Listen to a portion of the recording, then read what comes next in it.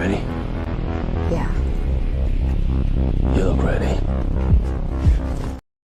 Merry Christmas, happy holidays. It's officially December. That means it's Christmas time. That means we are ready to rock the holidays out. And we're going to be kicking it off with At Week's End right here, right now. There's a lot going on. This week. It's going to be a jam-packed show, including the Legion Loot channel member giveaway tonight. If you don't know, if you hit that join button down below, become a channel member in the Legion tier. I put you on a wheel for a Legion Loot monthly giveaway, and that winner will be drawn tonight. And we're going to get into all of that right after this.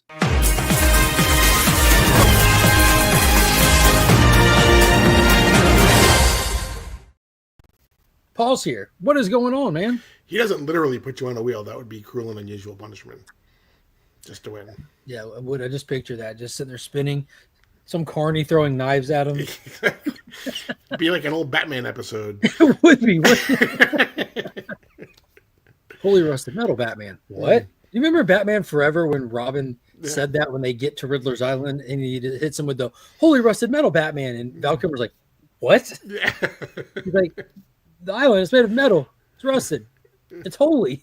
It was a swing. It was a home run, really. They nailed that. They absolutely nailed that. Real quick, give a huge shout out to Big Time Collectibles. Be sure to check them out on their website if you're looking for any online exclusives. I need to update that little card there, put some of their newer books on there. Definitely keeping the Superman iconic cover at this point by Miko.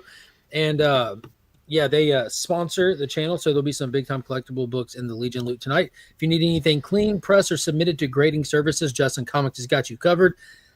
Be sure to reach out to him. I'm sure you can do like gift cards and stuff. Could be a great Christmas present for other people you might know that collect inside the hobby. Let them know you found him via the channel here. And last but certainly not least, ABX Comics and Games. If you're looking to get into the hobby, if you're looking to get into tabletop gaming, keep up with what's coming out each week, be sure to find their Facebook group down below to keep up with all that good stuff and more. They are the community's comic shop. Myself, Burt Family 54 Comics, the adventurous one, Joseph Michaels, Collecting with Durs, Brian LCS. Numerous people inside this community get their comic books by way of ABX Comics and Games. Find no better service anywhere. And as a reminder, like I said, it's Legion Loot Night. That means hit that channel membership, see if it's something for you. You get those loyalty badges next to your name, as well as custom emojis and early access to comic content, exclusive content, as well as member-only streams. I can say that now. I've done them enough to it only took years to do my first one, but once I did it, they're an actual thing now. It is a thing. Mm-hmm. Most certainly a thing. We go through and say hey to some of the people in the chat. I know that I seen Pops pop into the chat early on, if I remember correctly. It might have been on a different stream. I set a bunch of streams up today, but what is going on, Las Cruces? Good to see you in here. Is it really Doomsday or Doomsday? I see what you did there. That's a thumbnail pun. I like it. I like it. Heroes for Hire Comic Club. What is going on, Matt? I will be live with Matt on his channel this Tuesday night at 8:30 p.m. real time. He's got like an interview show that he's firing up. He's done a few episodes at this point, and I'll be on with him Tuesday at 8:30. So make sure y'all check out Heroes for Hire and come Tuesday night. I'll make sure to share it out and stuff. What's up, Pop Pop? There's old Pop Pop. Throwing those custom emojis you get access to. Again, hit that button. Take your time. We'll start without you. It wasn't me. I'm not going to throw anyone under the bus, but it wasn't me. Something about Christmas ornaments. 2 videos and a live stream. This man is an animal. 2 videos and a live stream. I've done 3 videos in the past 48 hours. 3 videos and got all my live stream. Dude, I'm finally, for the first time since Hurricane Helene. You did my video too, right? Oh yeah, just on this channel. Yeah, I've recorded with Paul earlier today too. Yep. So I've been cranking it out for the first time since Hurricane Helene. I'm ahead, like how I like to be. I like when I start out weeks in. I like my content for the coming week to be done. Whether I have it released yet, set to members yet, who knows? But I like it to be done because my weekdays between work and kids' activities, and now it's the jolliest time of the year. It's going to get a lot more busy than normal, so I'm trying to stay ahead of the curve.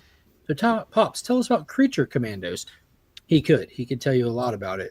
Weird War Tales. But what I'm excited about is that they've shoehorned Rick Flag Sr. onto that team, because anyone that follows my channel knows that I'm probably one of the few people that are in our community that have that guy's first appearance. I've got all the Suicide Squad keys, all of them. Brave and the Bold 25 or 26, 26, 25. One of the two is it's one of my favorite books in my PC. And then I think I've brought the Secret Origin Suicide Squad to Guess That Key twice now, because it's just a fun one, and it bridges that gap between the OG Suicide Squad team that was just the military ops team that had weird adventures, and the villains. That's where they create the lineage for Rick Flag Sr. and Jr. Yeah, and that's also the one thing that still seems to be kind of dangling out there that they never got to as part of Absolute Power. Yeah, we haven't seen him since the end of Thompson's Suicide Squad run, and he's technically got a group of villains that are on board with his mission. Mm-hmm. Such a miss on that. That would have been the way. What is going on, Stephen with a C? House of L, how's it going? Give me my loot. It's awesome, Flo. And I've already brought Weird War Tales to Guess That Key before as well, I think. Mm-hmm. What is going on, Paul Morales? Nice. I have to go to Heroes next year so you can school me. I was talking to Pops. If you want to know something about something, just ask Pops. Especially if y'all both are in a chair and you don't have anywhere to be, he can take you down through there. You better be there, Flo. Don't tease the guy. Pops is retired law enforcement. He can come get you. What is going on, AR? The self-proclaimed award-winning comic book creator, Aggressive Relaxing, known for his exceptional visionary work in titles such as Suck It Up, Old Man. Hope you're doing good tonight. That joke in Kiss from a Rose was the only good thing in that movie. Oh my gosh. Savage. What is going on? DJ Lynx, I heard he's in the building. I haven't seen him in this one, so check yours, Paul. He might be there. Gary B, what is going on? Hope you're doing good. Oh, remember Milestone, 33 months. Can't wait for the last Superman this week. We're going to be diving into that here at the front end of the stream as well. 38 months from DJ Lynx, and he didn't even leave a comment. He's just dropping a hammer, just establishing his dominance. Yeah, exactly. That's all the alpha needs to do. That's it. That's it. Comic Cap Collectibles, what's going on? T-Dubs in the house, what is going on? Whoa, what is going on, Headquake? Good to see you in here. Me as a clone. Speaking of the alpha, I noticed something the other day. Have you seen the commercial for the new Mufasa the Lion King? I have. Do you know who plays Mufasa? I don't. I assume James Earl Jones' AI voice that Disney paid a lot of money for. Is it Chris Hemsworth? No. It is. Who is it? It is Jon Stewart. Aaron Pierre. That's dope. When you said Jon Stewart, I thought Jon Stewart from The Daily Show. I know. He would play like Zazu or something. Wait, what? Or Timon or Pumbaa or something like that. Yeah. Any thoughts on the Peter Jackson Frankenstein movie in the works? It's Guillermo del Toro Frankenstein movie in the works starring Oscar Isaacs. We covered that last week on the show. We haven't had any new information since last Sunday and this Sunday. But that was a topic of conversation in last week's At Week's End. But I'm big excited for it. I'm not familiar with the actor playing the monster, but Oscar Isaacs is a fantastic actor. I can't wait to see what he does as Dr. Frankenstein. JSS Brooklyn in the house. What is going on? I established dominance by peeing wherever DJ pees. It has to be after him, though. It has to be after him. AR let me down. He didn't tell us about the Star Trek fan film Unification. I found it by accident. What's going on, AR? Dropping the ball. Paul, that's on you, too. Yeah. It is. So it's a lot of CGI. It's done with, like they take Spock's face and they put it on another actor. They take the actor who played Doomsday in Smallville, Sam Witwer. Yeah. He plays Captain Kirk, so he does all the mannerisms and everything, but they use CGI to put Captain Kirk's face on. Is it like a deepfake thing? Yeah, exactly. But it is really, it's kind of sad, actually. How long is it? It's only like 12 minutes, I think. Why is it sad? Because all these people running around like Leatherface wearing other people's skin? Yeah, and because Captain Kirk is dead, because it happens at the end of Generations, where Captain Kirk dies, and so it's after that and everything. Damn bridge accident. Yeah. Oh, no worries, homie. I mix those two guys up all the time. Fair enough. What is going on, Victor? Hope you're having a nice Sunday. Yep. So far, so good. We're going to end it well. We're going to wrap up the week tonight. We have a lot to cover with a lot of news announcements, but we're going to start with the weekly shows. Obviously, no massive movies has dropped that I went and saw. There definitely were some massive movies that dropped that we will most Massive certainly movies. be talking about that here in just a little bit. But we're going to start with the shows because there's a lot of shows right now slated up. I mean, it's going. I would say it's going to slow down next week because Superman's ending, but we're going to be picking up another show in between now and next Sunday. Creature Commandos will be dropping. I know not everyone is into the anime stuff, myself included. With DC, I'm a stan, man. I'm not even afraid to say it, fanboy. And this is kind of an important drop. It's under the DC Studios. This is under James Gunn's new direction. It's under the new everything. This is the official first installment in the DCU. Granted, it's animated. It's going straight to Max. This is it. You know, the big enchilada is going to be Superman, previously titled Superman Legacy, but this is going to be where we get our first little continuity footing, where we get to see in action what James was talking about, where if we mention it from the past, it's canon. Otherwise, just go with what you're looking at and move forward with it. But again, Rick Flag Sr., big Rick Flag fan, and I'm very interested in what Frank Grillo is going to do, say, or any information we can get about the death of Rick Flag, because that's been lingering since the Suicide Squad for me. I know they addressed some of it in Peacemaker, but it's not over with. We know that from the announcements we've gotten with Frank Grillo's involvement in Peacemaker season 2. So I'm excited for this. Paul, where you at on this? Are you a big anime guy?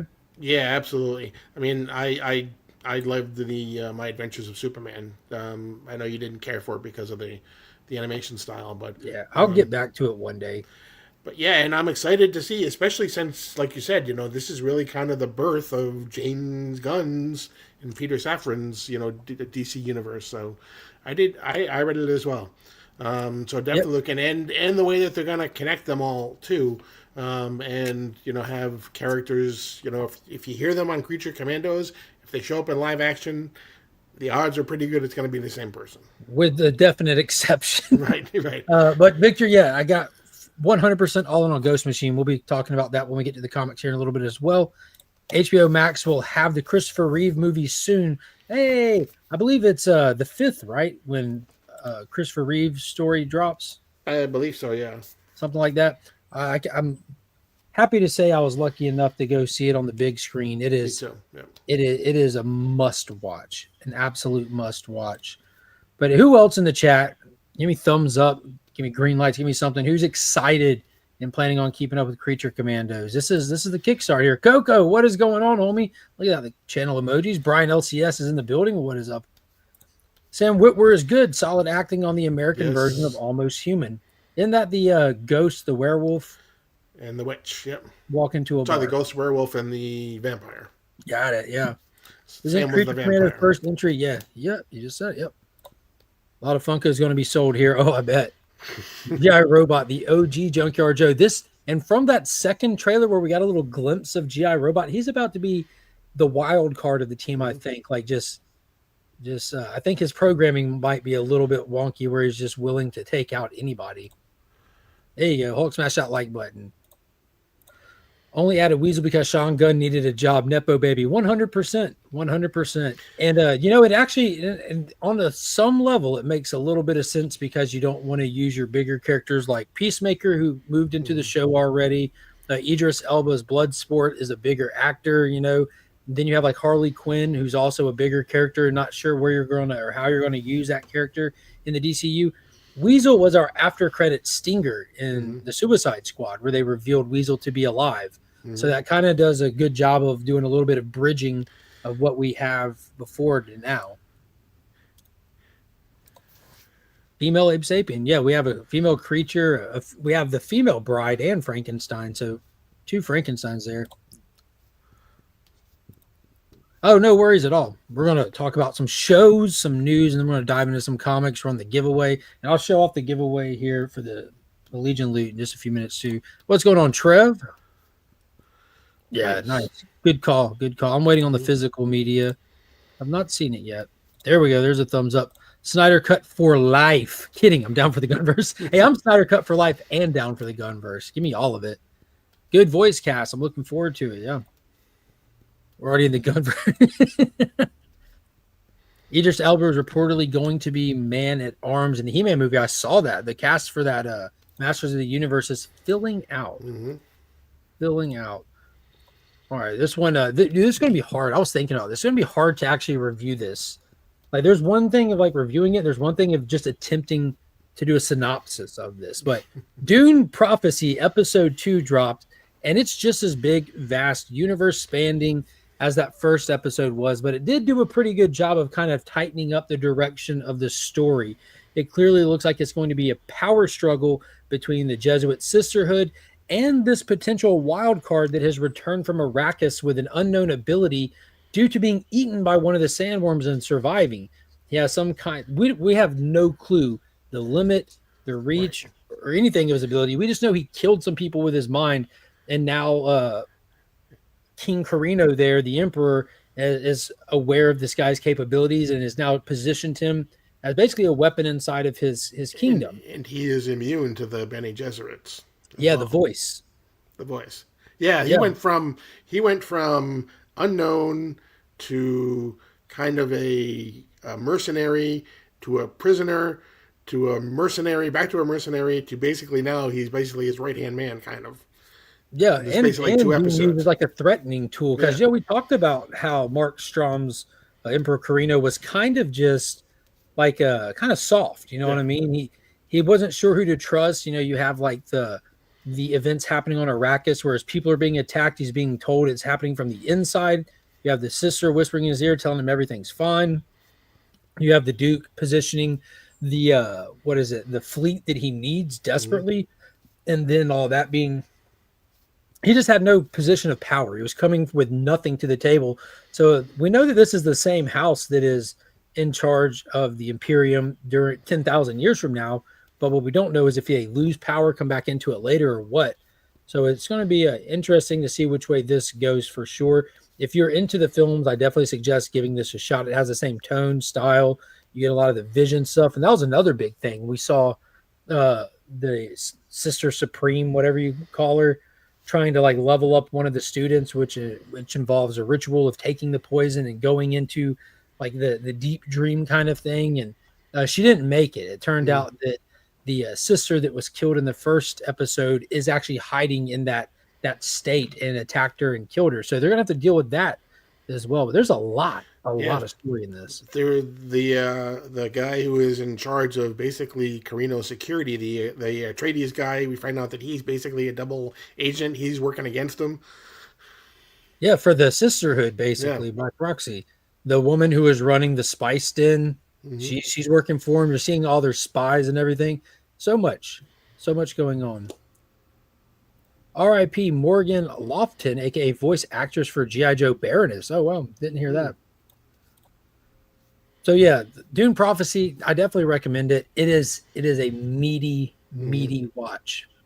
And I'm finally excited to say caught up with one of my favorite shows of last year. It was on Apple TV starring Rebecca Ferguson. It's called Silo, based on a book series called Spiral. Season 2 dropped a couple of weeks ago, and I was able to spend my Thanksgiving on break from work watching some of it, and then yesterday watching the third episode. So I'm completely caught up on 3 episodes of Silo Season 2. And I know a lot of people don't have Apple TV, but if you do, you owe it to yourself to check this series out. I still stand by the fact that Season 1 is comparable to Westworld Season 1 in quality, intrigue. It just gets all those like little brains firing off in there. You want to know what's going on. Your imagination is running wild.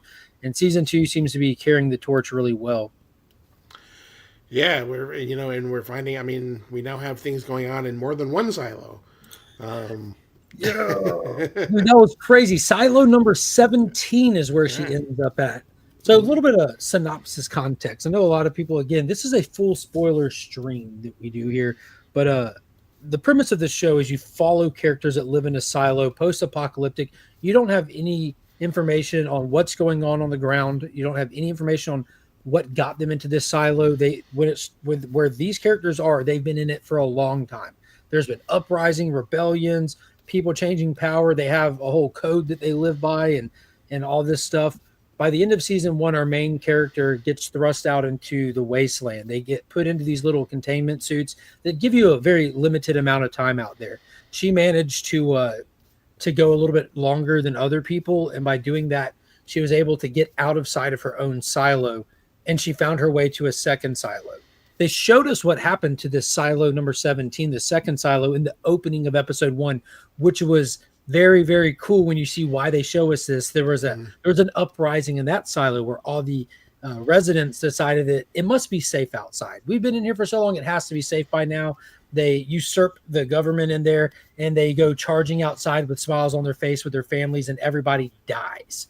So when Rebecca Ferguson makes it there, there's just decrepit, decayed bodies everywhere, and she goes inside the silo and gets to a point where it's safe. And looking around, there's just one survivor in the interior vault where everything is controlled from. It's actor Steve Zahn, and wildness ensues. But meanwhile, back in her silo, all the people that watched her walk away are now starting that seed of uprising, because she made it out of sight. She must still be alive. It must be safe. We need to go outside. So we saw in episode 1 how the uprising ends with everyone dying. And now we're seeing in her silo where all of her family and friends are starting an uprising to do the same thing, where we know they'll eventually die. So there's a clock ticking for her to get back and save an entire silo. Right. So this woman, there's one basic rule of the silo, and that is you cannot say that you want to go outside. If you do, you're going. If you do, you go outside. Period. And what happens is when they go outside, 99% of the people that go outside, what they do is they end up walking to the camera that you can see them, and they end up cleaning the camera. It's almost like religious ritual for them. Like whoever goes outside will clean. Right. And this person, Rebecca Ferguson, she, because of some things that she does, and then what happens is they walk off and they basically die, like in view of everyone from inside. They can see they basically die right there within like a minute of going outside. So Rebecca Ferguson goes up to the camera, she doesn't clean, and then she walks off over the hill. And that's where and then they say if that happens, if they don't clean, rebellion is going to happen. Prepare for rebellion. Right. Yeah. And the reason being why they clean is because supposedly they've convinced everyone that you can't go outside because you would die if you go outside. And what happens is these people go outside, on the screen on their suit, they see like green trees and blue skies and everything. And so these people want to clean the camera so that they can actually see the blue sky and the green grass and everything. But Rebecca Ferguson knows the truth. She walks off, and so that's kind of where the second season starts in. They're taking the law to the lawless and the cursed earth. Yeah, you look ready, Pops. Yeah, it's a phenomenal show. Fantastic cast. You have Tim Robbins in there, Rebecca Ferguson, Common, and the dynamic of the life in this post-apocalyptic world in these silos is intriguing all on its own. Some of the imagery in it is wild. Like for me, like certain things just make my imagination fire off. That's why I like going down rabbit holes, and we're not going to get into it now, but I love going down like a good old conspiracy rabbit hole. They're just fun. But like when you see them go to the very bottom of the silo and you're down there under all the living quarters, under mechanic, under the generators, and what's at the bottom of it all are still the mining tool teeth that's built into it, and they just built above it. Like that just makes my imagination fire off on 1,000, and there's water under there. And I thought it was awesome how Silo 17 was doomed, period, because they knew that it was going to flood. And then when she gets there, it's already flooded. And that's part of her hurdles that she's having to jump over, trying to survive there. But by the end of episode 3, this new character that was in this vault, Steve Zahn, he wouldn't come out for nothing. He's killed people to protect this vault. He was the shadow of the previous leader of that silo, and who knows what he knows, but he's not all there. He's been by himself. His name is Solo because he's alone, and he's a little bit twitchy to say the least. But it's wild. Boneless chicken wings are just McNuggets. That's a fact, my friend. That is a fact. Traditional or nothing. Yeah. Hashtag Solo. Yes, sir. But yeah, it's a fantastic show. I'm super happy that it's back. I can't wait for the next episode. Before we get in to the big show of the week, the Game Chaser, I'm going to show y'all what's in the Legion loot I did post up a picture on the places on the social media, but Big Time Collectible sponsors the channel. So we have Ultimate Spider-Man issue number 1, the video game variant. What if Venom possessed Moon Knight, number 5. Resurgence of Magneto, I think it's Ken Lashley variant. Spider-Gwen Virgin variant there. The extremely glow-in-the-dark Batman Full Moon by Rodney Barnes. That's issue number 1. The John Jang variant for Sentinels number 2, because we always have to have that Jang Gang goodness. Looks like some Onslaught on the cover there. And then to celebrate the Penguin having just wrapped up, we have the brand new Penguin special in there, oversized with some new material as well as some throwback iconic stories of Oswald Cobblepot. A lot of fans for Scotty Young. So we got the Jupiter's Legacy finale, issue number 1 of 5. The ratio variant for the Godzilla Monster Piece Theater. I cannot stress how unique and fantastic this was. Even if you're not a Godzilla fan, if you're a literary fan, you got to check that out. And then Ian Bertram's just like on my radar. So I grabbed this wicked Flash from the first issue of All In, which we got to talk about. Flash All In. There's something that's changed with that title. Absolute Batman number 1, the hottest book out this year, the highest selling book of the year, outsold everything else onto its 5th printing. This is the 1 in 25 Ian Bertram for issue number 1, courtesy of Sector 2815.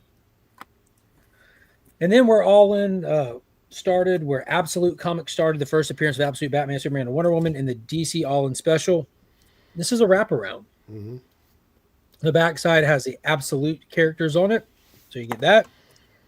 Absolute Superman 1 Jim Lee foil, Absolute Wonder Woman number 1 Jim Lee foil, and Absolute Batman number 1 Jim Lee foil.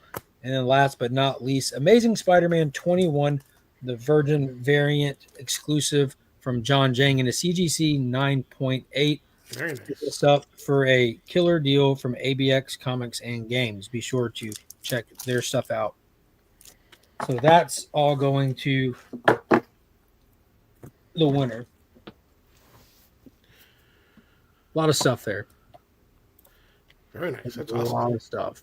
Adventures Joe throwing in the member milestone. 17 months now. A truly Legion master. Yep.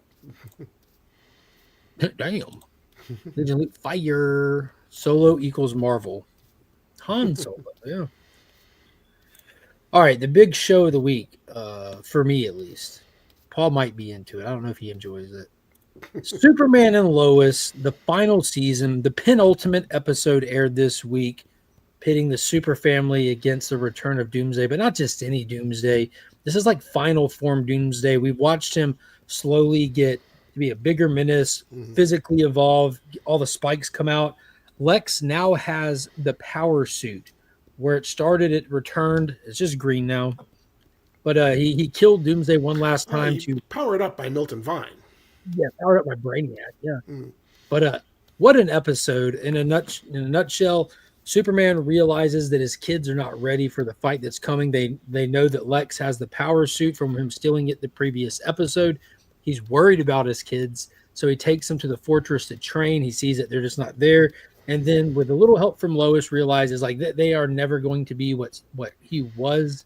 So they have to come at it from a different angle. They never were meant to be. There's 2 of them. That neither one of them has to be what he was. They can be what they are together. So they work on training that. He realizes he has to stop focusing on what they can't bring to it and focus on what they can bring to it.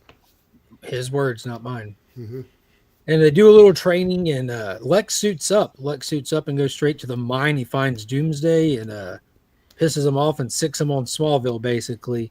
You got a super fight kicking off. Superman's kind of in the background while the kids and Lois are figuring out what to do. And we have this heartbreaking scene with him just like landing in the street, busted up, beat up, and he looks at his family and stands up and says, "I love you. I've always loved," and then he just gets yoked by Doomsday out of sight. And then that's how the episode ended. It was insane. And there's so much that leaving out of it. There's so much to the little details of this show, but those were the big moments. Like Pop says, excited for the finale, but terrified. So I have a new theory as to how it's going to end. Let's hear it. So Superman and Doomsday are going to be battling it out. And just as Doomsday is about to deliver that killing blow, Superman's going to say Martha, and then That's a good theory. I still think it's going to be one of those things. I think Lex is going to get too ambitious too quick, and he might make a move on Lois, and Doomsday's going to turn on him. Exactly. What's going to happen? This is my theory is still the same as it was before. Superman's going to retire. You changed your theory. I'm taking your theory. Your theory is Martha now. The two kids are gonna take over. Doomsday is gonna end up turning because Lois is gonna appeal to him, and in a final moment, just as he's about to kill Superman, he's instead gonna turn on Lex. Yeah, he's going to see Lex attack Lois.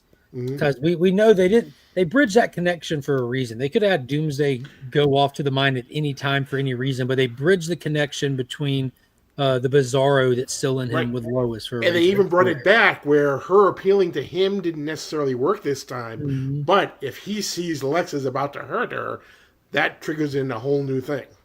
We got the Unchosen ones in the building. What is going on, homies? Hope y'all are doing good. They better not kill him. Yeah. Yeah, I'm right there with you, homie. I'm hoping for an Alan Moore, whatever happened to the Man of Tomorrow ending. He has the ability to live a human life now. He has the ability to grow old with Lois. Let him have it. Let him have it. Let the world see Superman die and let Lois have Clark for the rest of her life. Yep. Let him have let them raise their kids. Yep. But by God, the CW better not drop the ball. If I need one thing more than anything, it's this right here. There you go. If I need one thing more than anything, it's Jonathan and Jordan fully suited up in like the little, what's it called, Paul? An epilogue? Yeah, an epilogue, yep. Give us an epilogue. I don't want to see him suited up in the moment. That would be rushed or something, but give us an epilogue. Show us what things look like after the fact. Like, what does life look like for the kid? Exactly. You do 2 years later, 3 years later, and Superman and Lois are sitting around a Christmas tree, whatever, and maybe they give them the suits. Yeah, why'd you say that name, Paul? What is going on, Kevin? How are you doing? No, absolutely not. Unfortunately, dude, I enjoyed Flash season 1 and 2, and it started going down in 3. Stargirl and Lois, Superman and Lois are really the two that you only liked. Yeah, so Flash started great. I love the first 2 seasons, and it started getting drug out. Arrow, same thing. When Damien Dark came in, it started getting drug out. Legends is kind of too much of a joke. I didn't care for Supergirl at all. This show is an anomaly. This show is not connected to the Arrowverse. It stands on its own. It's just this show. If you dislike the Arrowverse, you will still probably love this show. It has nothing to do with it in style, tone, anything. Stargirl is a 10 out of 10, but that's a DC Universe streaming original. They got moved over off that platform when they changed gears. Same thing with Titans went to Max. Harley went to Sci-Fi. Stargirl went to CW. Swamp Thing got canceled. But yeah, CW shows normally do not do it for me. But this Superman show is like the best superhero show I've ever seen. That's a big statement, but I think that's accurate. The Super Twins. Yeah, it's something that's unique about this show, Jeff. They, instead of just having Jonathan, they had twins. This show manages to take everything that we've seen before. I mean, Superman's been around so long. How do you take what everyone knows and present it in a way that's exciting, that's surprising? They managed to do it with everything, kicking it off in episode 1 with a reveal that they don't just have one kid, they have twins. So Jordan is unique to the show, and that character will have you come off your seat numerous times by the end of season 2. Like, you'll be rooting for him. Yeah, and Jordan's powers kick in basically from the beginning of the series, but Jonathan's don't kick in until like episode 4 of the last season of this season currently. The Titans was pretty solid until the end. The last season sucked. Doom Patrol was great. Yeah, 100% agree. Doom Patrol also premiered first on the DC Universe streaming app. Yep, Jordan's kicked in first. Smallville was better. Can't beat Rosenbaum. I love Smallville. I've seen every episode numerous times. Grew up watching it, but I don't count it in the Arrowverse either. And Smallville lives on in nostalgia, and that's its own thing. I don't think Smallville's a better show than this, though. I think the nostalgia gives it so many points, but I mean, the first 3.5 seasons of Smallville, one episode is the exact same as the other, save for the finales. Freak of the week. Yeah, Freak of the week. Meteor Freak of the week. When they brought in Kara, it kind of really stepped up their game. Really stepped up their game. DC Universe app was cool. I missed the DC Day. DCDL, that was cool. Yeah, I was lucky enough to be a beta tester on that because I just like when they put it up for availability, I went ahead and signed up for it and had the countdown. Then one day it was just active, so I was able to like look at the reading stuff early. They didn't have any shows early or anything, but me and Kyle used to be our weekly show was watching Titans. It was awesome. It was really cool. And Stargirl, we made it all the way through Stargirl even when it switched platforms. So good. But yeah, very, very, very much looking forward to the finale. So I'll be able to watch it at some subjective time between tomorrow night and Friday morning when it hits the video on demand thing, which isn't consistent for some reason. Some place where someone won't see you cry. Yeah. So the last 2 weeks, it became available to watch like I don't know, like roughly around noon on Tuesday. So we'll see. Yeah. We'll see. Yeah, Smallville was the first. The fact that it originated, it's so far back that it originated on the WB. The WB. Mm-hmm. I remember those old little promo cuts of all the actors, the lead actors from all their shows, standing in the room with like the gold curtains around them, and the camera just like panning to one and the other and stuff. It was corny, but it was fun. It was fun. Smallville's good stuff though. I still remember when Pete chewed that goofy gum and got the stretch powers. That was weird. I do want to remind everybody and also let everyone know that the most important comic convention of any and every year is Heroes Con in Charlotte, North Carolina. Tickets are officially now on sale. I'll be tabling with Rob and DJ again. We've already got our table for Comics Curing Cancer. And of course, we're already working on putting a lot of cool stuff together. Comics Curing Cancer is a 3-day virtual event right here on YouTube where the community gets together to cock slam cancer. This past year, looking at around $55,000 were raised. But we do little things all throughout the year leading up to it. So if you want to see what we have in store, be sure to follow Comics Curing Cancer over on Instagram. Already putting in the work for 2025. Already putting in the work. That Teen Angst Murder Mystery Archie show was, okay, first season, then, is that Riverdale? Yeah.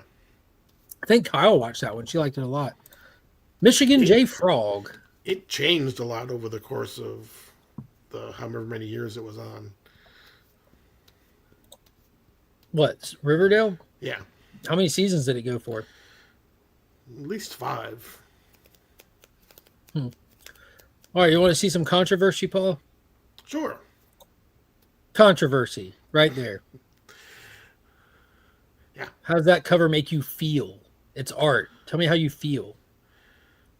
I don't like it, but I never have really, for the most part, liked Frank Miller's art. He's not for everyone. Yeah, exactly. I mean, I liked the art he did way back when. I like his Daredevil art. I like his when he started to find his Frank Miller niche. That was when I fell out. Yeah,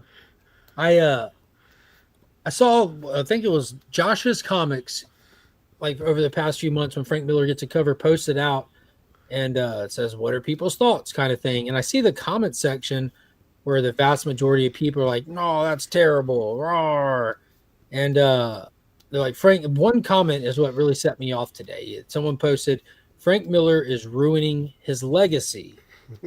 Frank Miller's ruining his legacy drawing comics like this. First off, I don't think Frank Miller could ruin his legacy if he set out to ruin his legacy. It's kind of written in stone at this point, I think. He created the Dark Knight Returns universe. I mean, that's... Yeah, he had Batman Year One. He had the Daredevil run. It was like... Yeah, literally Batman's definitive origin story is no longer a Golden Age book. It's Batman Year One from the 80s.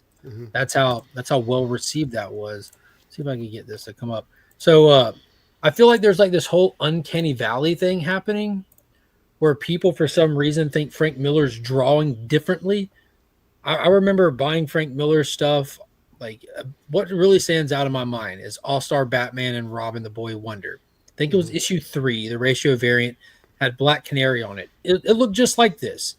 And so what I did today is I went and I grabbed some images and looked at Frank Miller's work through the decades.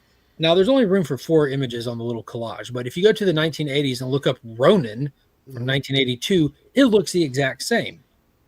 Like, there's really nothing different about Frank Miller's style. He does have a traditional style that he can play to with other stuff, much like people like John Romita Jr., who can draw like other people or find his own style.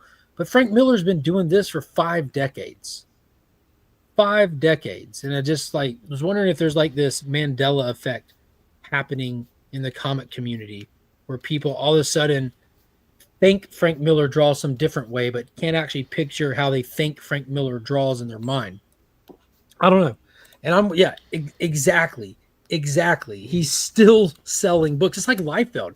There's many people that want to try to complain about Liefeld. The dude's like one of the top sellers, like not just a seller, like one of the top sellers. I would love to see some of the numbers on specifically the variants for these Frank Miller books. That's Miller. Wow. It seems like most people could do that on a computer. Dude's legacy cannot be tarnished, however. Yep. Agreed. He doesn't have like what looks like a difficult style, but it's always been his style. Yeah, he is. Frank needs to be colored by his ex-wife. Yeah. I think Cliff put a great comment on the post I put out. He said most people that love Frank Miller's art actually love Klaus Janson. It's the people who works with him on these things that they kind of change it up a bit, I think. They don't actually talk anymore, I don't think. Probably because Frank kept drawing like this. Yeah. Lynn Varley, I think, is the colorist. I think that his ex-wife. Hopefully they still talk. Oh, you said ex-wife. So he doesn't talk to anybody anymore, does he? No. It would be difficult to do a swing those swords from that angle. Yeah. I saw that comment about Frank Miller, and I just about fell out of my chair from laughing. Miller has always had a hint of his abstract. Yeah, definitely. Computer coloring makes his work look bad. Yeah, and it does look flat. Like it's either just flat yellow or red or shading. If I don't like that, I don't buy it. Yeah, there you go. Fair. He's consistently getting more minimalist over the years. Mm-hmm. It's Miller time. Frank needs Klaus on his inks. There it is. I don't know if he's going to get him. Klaus is one hell of a tracer. Yeah, I don't know who traced, what was it, Superman Year One? Frank Miller wrote it. JR drew it. But some of JR's like cleanest work while it still looks like JR. Superman Year One? Yeah, the black label.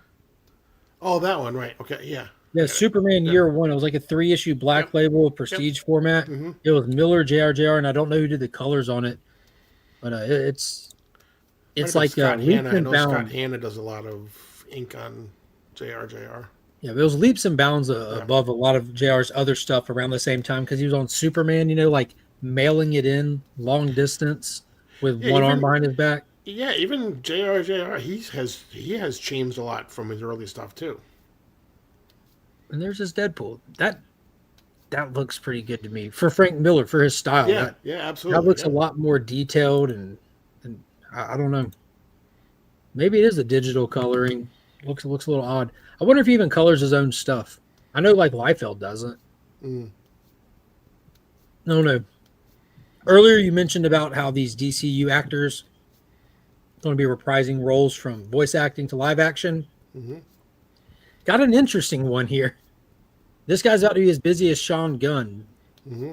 Alan Tudyk is officially set to portray William Magnus, creator of the Metal Men team in James Gunn's new DCU. Not only is he going to be Magnus, he's Dr. Phosphorus in Creature Commandos, and he's slated to be Clayface, which I believe he's Clayface in the Harley Quinn show. Right, yes. What do we have going on here, Paul? What is this? I want to say Will Magnus, I think, is only in Creature Commandos, I think, right? No clue. I think he's in Creature Commandos. That would be cool. Yeah. I don't think he's set to appear in anything live action as of yet. But there's still so much to go. I mean, we really only have Superman, Supergirl, and Lanterns that are anywhere near doing any type of filming. So, I mean, Brave and the Bold it will be years away.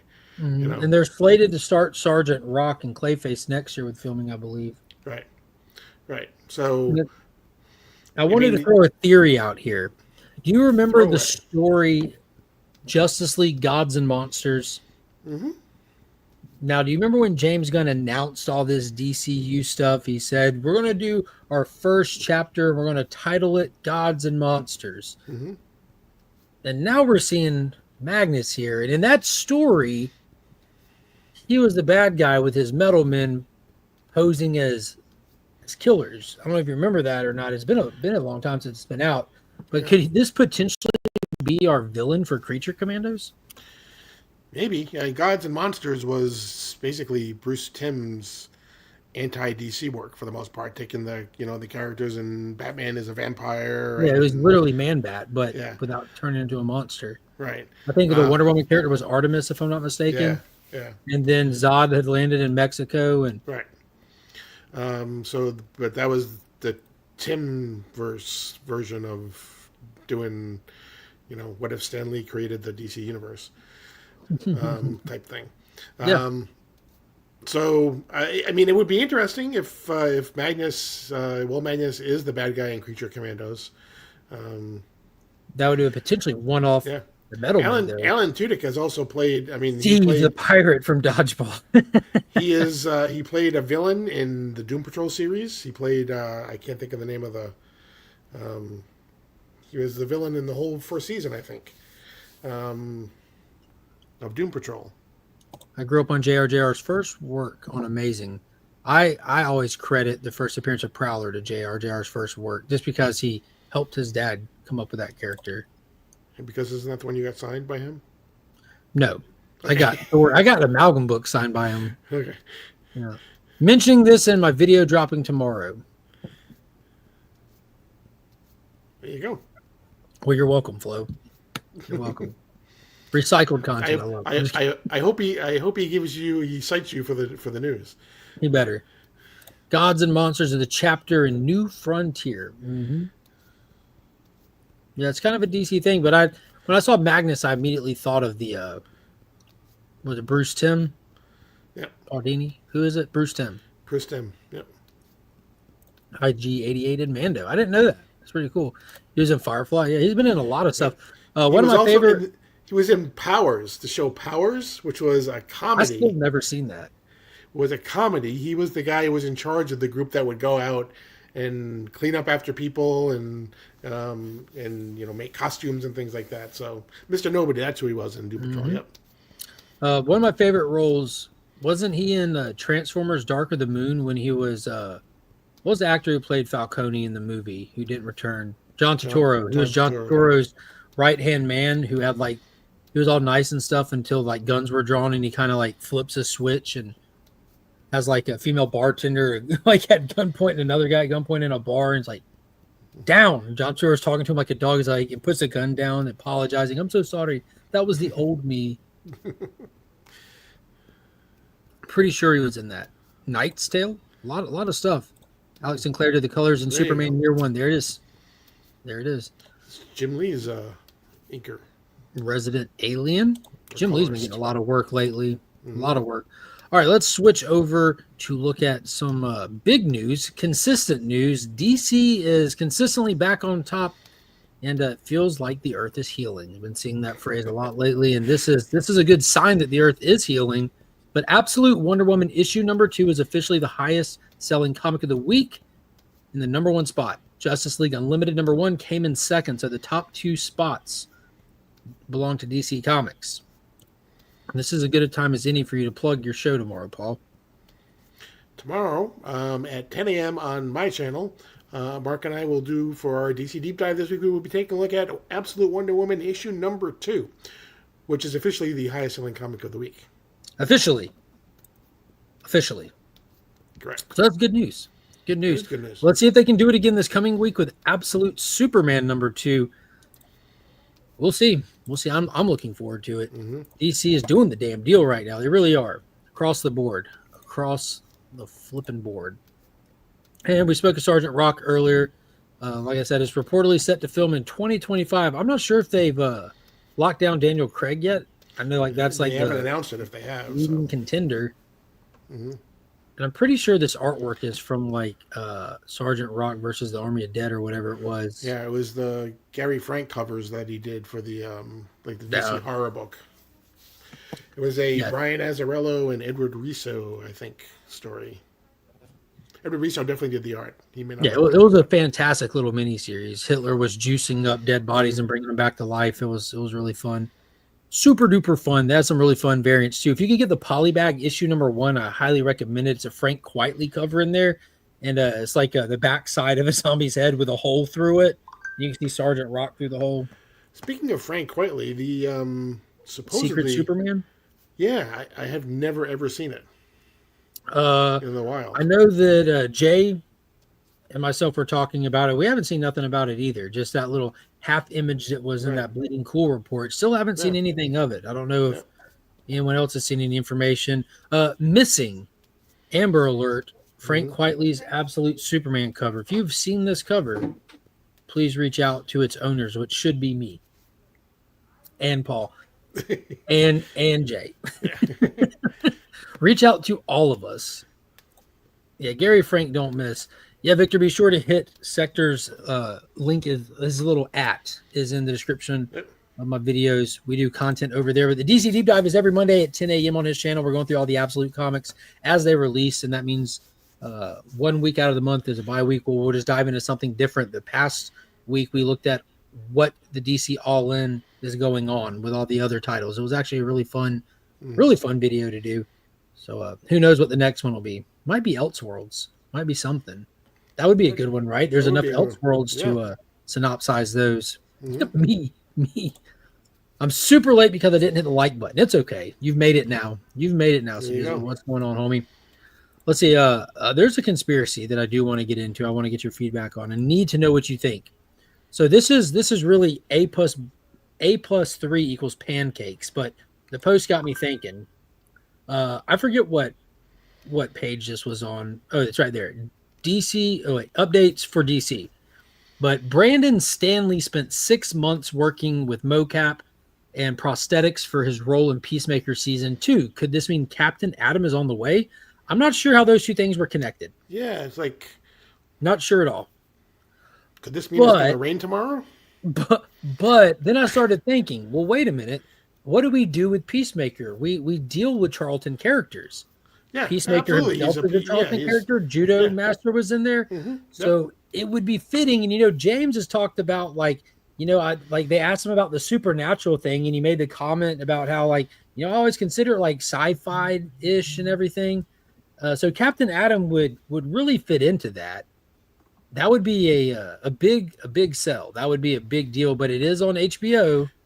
Yeah, I mean that is the slimmest of slim common threads between There's zero Peacemaker common thread. and Captain Atom is that they're both originally quality characters.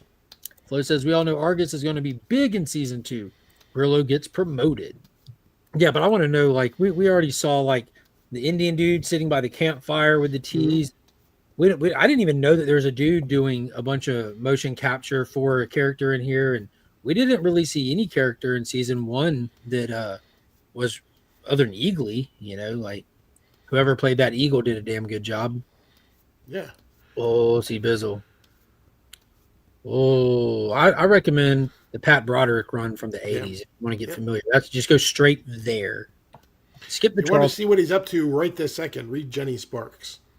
Oh my god, that book is so good, it's ridiculous, dude. I wish so. I don't think it's going to happen. I think we might get Joel Kinnaman in some scenes, maybe some new scenes, some flashbacks, some dreams, something. But I don't think we're going to have Joel Kinnaman's Rick Flag moving forward in the DCU.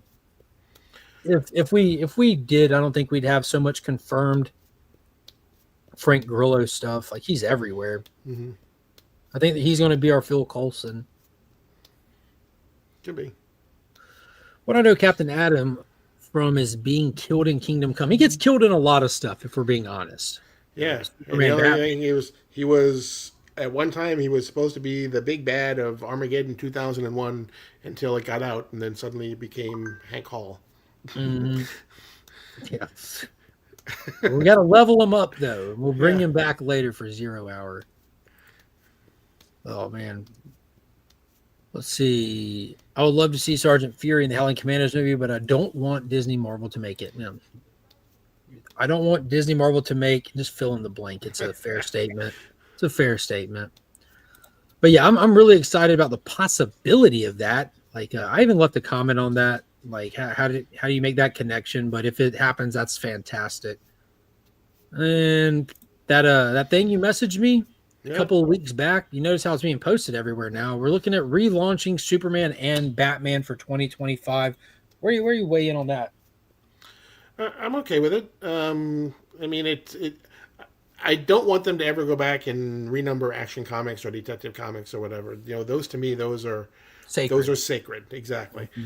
You know what? When this will be the seventh renumbering for Superman. Once you get past 3, you just might as well do it all as often as you want. This will only be the 4th, I believe, for Batman. Batman is supposed to happen at the conclusion of Jeff Loeb's and Jim Lee's Hush 2. It's supposed to happen for six issues, and then they're going to restart it. Superman is supposed to be in line with the movie coming out, but also there's that rumor that Dan Slott might be coming on as well. That might be, that could be when they try to do it as well. Maybe Dan Slott comes on at the same time that the movie comes out, and it's like there's Superman news everywhere, and so that'll be, yeah. Rebooting Superman is too soon. C. Bizzle says, it feels soon, but we have a ways to go, but we still won't. Well, it'd be like near issue 30 by the launch. Yeah.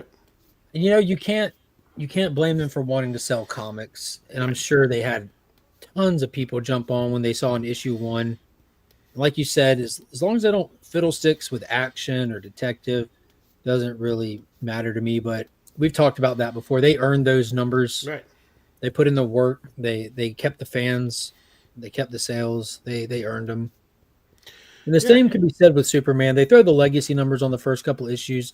They're still keeping count. But if they're bringing new readers in, that's what we really want. We really want more people to pick these funny books up and come talk to us about them and have fun with them and stuff. And that's how you do it. You got to do whatever you got to do to get them there. Just as long as you can get them there and deliver stories like we're getting right now, you'll keep them. You can do it. And I think the legacy numbers will last longer this time, because especially if they're going to be like restarting issues, you get the best of both worlds. You get the great number 1s that sell, but then you also I get to do issue number 800 in the legacy, So did you ever get a final count on how many Absolute Batman number 1 covers you picked up? I want to say I have like 18 or 19, I think. So how many just Superman 1 and Batman 1s do you think you'll go for? I don't know. I'll have to see. I was more into the Absolute ones because... No, I don't blame you.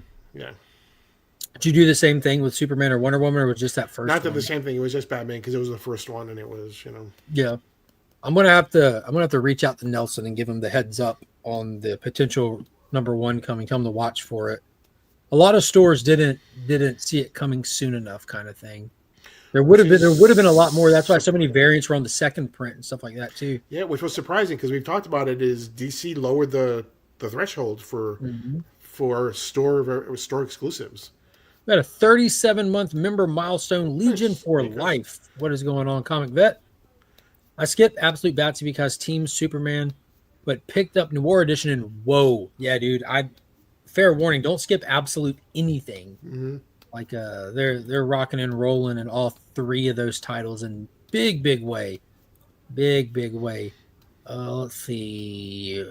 Switch over to movie stuff after this one. I actually recorded 2 videos today, 2 separate videos on this topic of James Gunn's comment. This comment was a big comment. He was talking about the timeline for the DCU. He said he's not necessarily looking to make a timeline similar to the Marvel Cinematic Universe, but compared it more to what the Star Wars timeline looks like. That made me happy.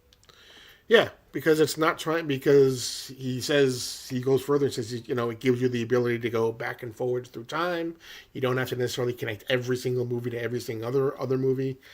So it gives them some freedom as well. So I'm okay with that. Yeah, I'm absolutely on board with it. Instead of this compounding complex, you lose jump in points for people a lot of times, and you put out stuff that people aren't interested in, and then the next thing that they watch is affected by it and stuff like that.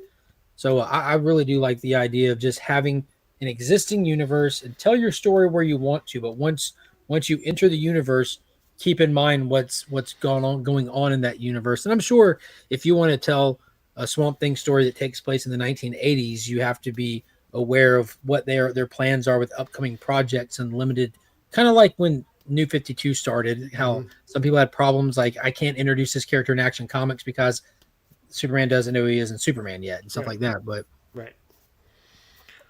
one problem is writers who change canon.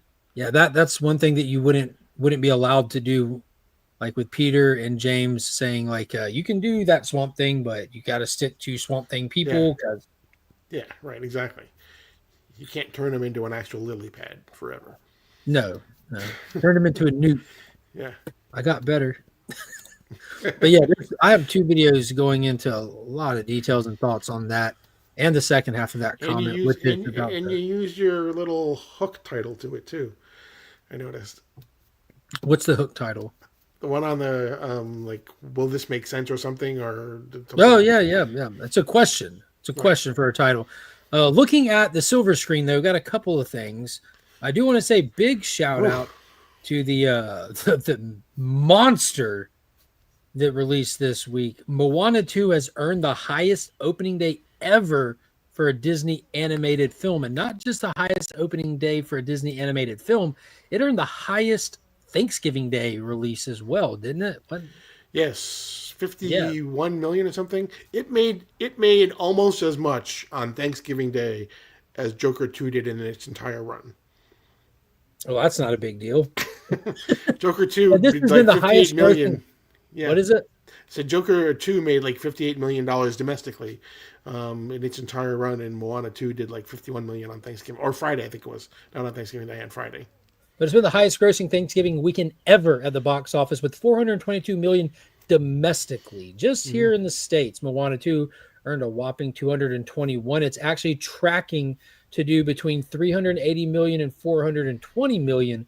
Wicked earned 117 on its second weekend, Gladiator 44 on its second weekend. Over 30 million people in the US went to the movies during this year's Thanksgiving break. Letting you know if you put out stuff people are interested in seeing, they'll go see it. It just seems Yeah. like the problem is Hollywood doesn't know what people like. Moana is a big movie for Disney. In my opinion, it was really the last great animated film that Disney put out before they kind of went into this era that's really questionable for a lot of fans, before they started losing a lot of folks and people just started turning their nose up at a lot of it. What was it? Inside Out 2 was a big hit, but I Yep. don't know. I don't Inside Out 2's opening didn't do this. That was kind of like a consistent kind of thing. This just exploded. Yeah, Moana 2 is like 386 now, 386 million worldwide. Um, Ooh. Wicked is 359 worldwide. So it's already outpaced Wicked? Yeah. That's wild. And Who Gladiator who 2 is has Disney 320. has Wicked too, don't they? No, Universal has Wicked. Universal? Yeah, I still haven't I still plan on seeing Wicked. I like Oz stuff. I know it's not like canon to the normal Oz stuff, the adaptation of the play. They've put out the most cringe, uncomfortable, and downright weird press circuit I have ever seen in my life Yeah. between the two leading ladies who play the witches. But dude, it is. I don't know if you've seen any of those clips. They're all over Instagram where Hmm. people are just like doing edits and cutting it. It's so weird the way these two interact with each other and the interviewer. I don't Yeah. know what's going on. The biggest the biggest controversy with Wicked is, can you sing while you watch it? Oh yeah, I'd prefer people didn't if I go see it. I like to Mm. hear the performances of these top tier vocalists that are on Mhm. the screen. Like, because isn't the woman who plays the Wicked Witch of the East like a Grammy award winning singer and Tony award winning performer or something? Yeah. I'm not familiar with her. I know Ariana Grande by name. I don't Right. couldn't tell you a song she sings, but they're both like top tier singers. So it'd be nice to go to a musical and listen to the people you pay to hear. Yeah, and they're. I mean, they both Ariana Grande and I can't think of the other girl's name, but they both said that they're okay with people going and singing. But the thing is, a lot of cinemas are actually doing sing along showings where you That's go fair. and that's what they're doing. Yeah, because Wicked was destined to succeed. It has a built-in audience, which is a Mhm. great thing when you can do something like that. The play has been around for decades now, right? And it's Couple got of books, yeah, it's got tons of fans that like. So yeah, that's good if they found their audience and their audience is coming to see it. I just want to see it for the Oz aspect of it, and I like a good musical as well. But I really enjoy Oz. Oz That's just something that's just fun. Yeah, Always yeah. has been. I even One like or the two. James Franco one. To Pop's comment there, one of the reasons why it's gotten mixed reviews. One of the reasons why some people don't like it is this was originally supposed to be, uh, Streaming. it was supposed to be like a series, Hmm. like a mini series or whatever, like 4 or 5 episodes or whatever, or On six Disney episodes Plus. on Disney Plus, and then they just decided to recut it and everything and make it into a movie instead. Yeah, it doesn't have the budget, production, the Right, pizzazz of the first one, and you can, if you know what you're looking at, you can see the edits and stuff like that. It's not exactly structured like a traditional movie, but right, that's again if you're like really, if you really watch enough movies, which a lot of us probably do. right, But as far as kids going to see it, they're not going to see that. right. Yeah. Exactly. Mm, obviously, it's doing something right. Because with numbers like that, that means people went and saw it and said to their friends, "Hey, that was good," and Right, they went and saw it because they could have gone to Wicked. right. Season of the Rock, yeah. And it's only part one Red of Wicked 1 too. and Moana 2. I think Red 1 is officially bombed. Yeah, and this is only part one of Wicked too. So Mhm. Yeah, Gladiator, it ain't doing what they wanted it to do. It's got some right, tough competition. This time of year, people want something more lighthearted, I guess. Gladiator might have worked better as an actual summer blockbuster, but mm-hmm. Red 1, I'm still excited to see. Hopefully it bombs hard enough that they'll rush it to streaming and I can see it before Christmas is up. People are just desperate to watch anything. There's built-in audiences for some of this stuff. More people watch OnlyFans than Gladiator 2. Taylor's talking. They must be able to see the number of viewers Right. when he's there. Wicked Part 1 got positive reviews. That's good. That's what I did on Friday. I took my nieces to see Moana 2, and it was really good. Greatly enjoyed it. Nice. I went to Regal Mystery Movie Monday 2 weeks ago, and it was Gladiator 2 weeks I before it did the opened. same thing. Same thing with Paul. Disney has grossed over $4 billion 3 years in a row. Mm-hmm. The Deadpool, what's another one? Inside Out. Those were their two big ones from this year. Those are the only two this year that crossed $1 billion at the box office. That's good. I don't know if they've done that. What are you talking about as a company or just from their movies? Because From their movies. I don't believe that number.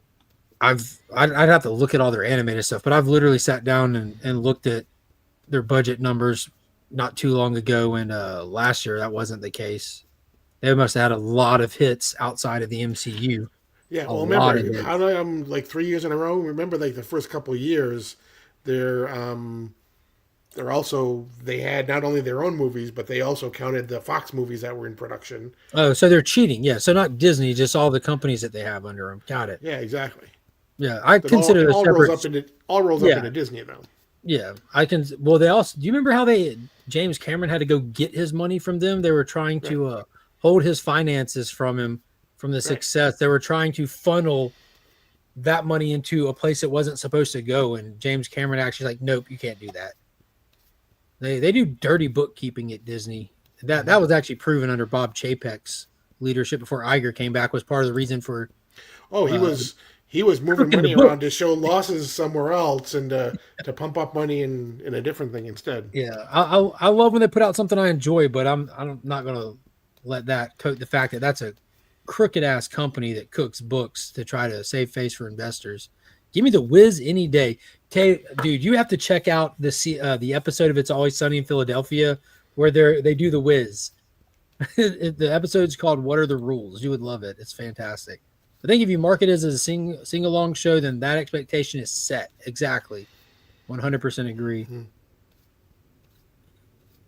Just the movies. Cheating, yeah. Yeah.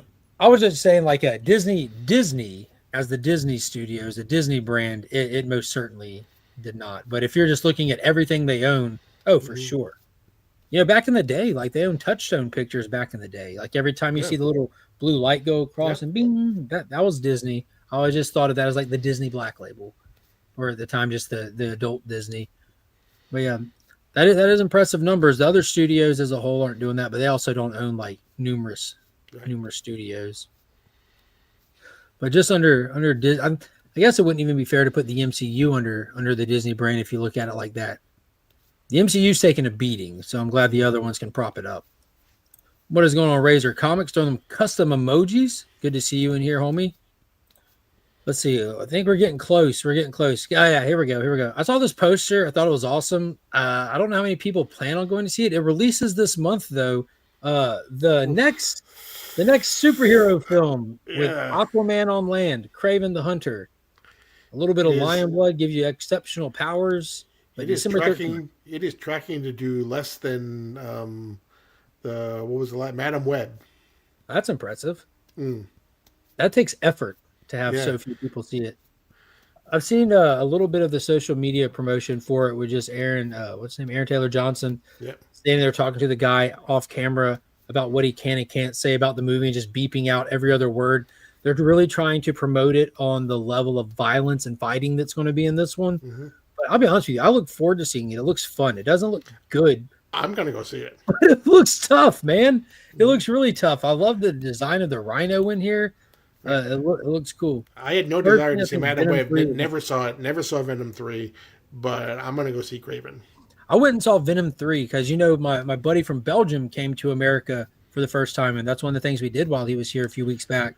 And I enjoyed Venom 3 a lot. Again, like who you see a movie with, the setting really has a lot to do with your experience of it. But that's one of the good things about going to a theater to see something. But I loved it so much so that I took advantage of the Black Friday sales and picked. I've never bought Venom or Venom 2 on physical media, but I went ahead and bought the steel books for Venom 1 and 2 in preparation for the third one coming out, just to go ahead and knock out that set for the low, for the low, is that it takes away some of the self guilt that I have Hmm. from spending money on those movies. But movie of the year, I'm calling it now. I think it's going to be fun. I think it's going to be awesome. Aaron Taylor Johnson's a really cool actor, but I did see something else where it said that there's 8 minutes of footage to be removed from the Chinese release of Craven the Hunter.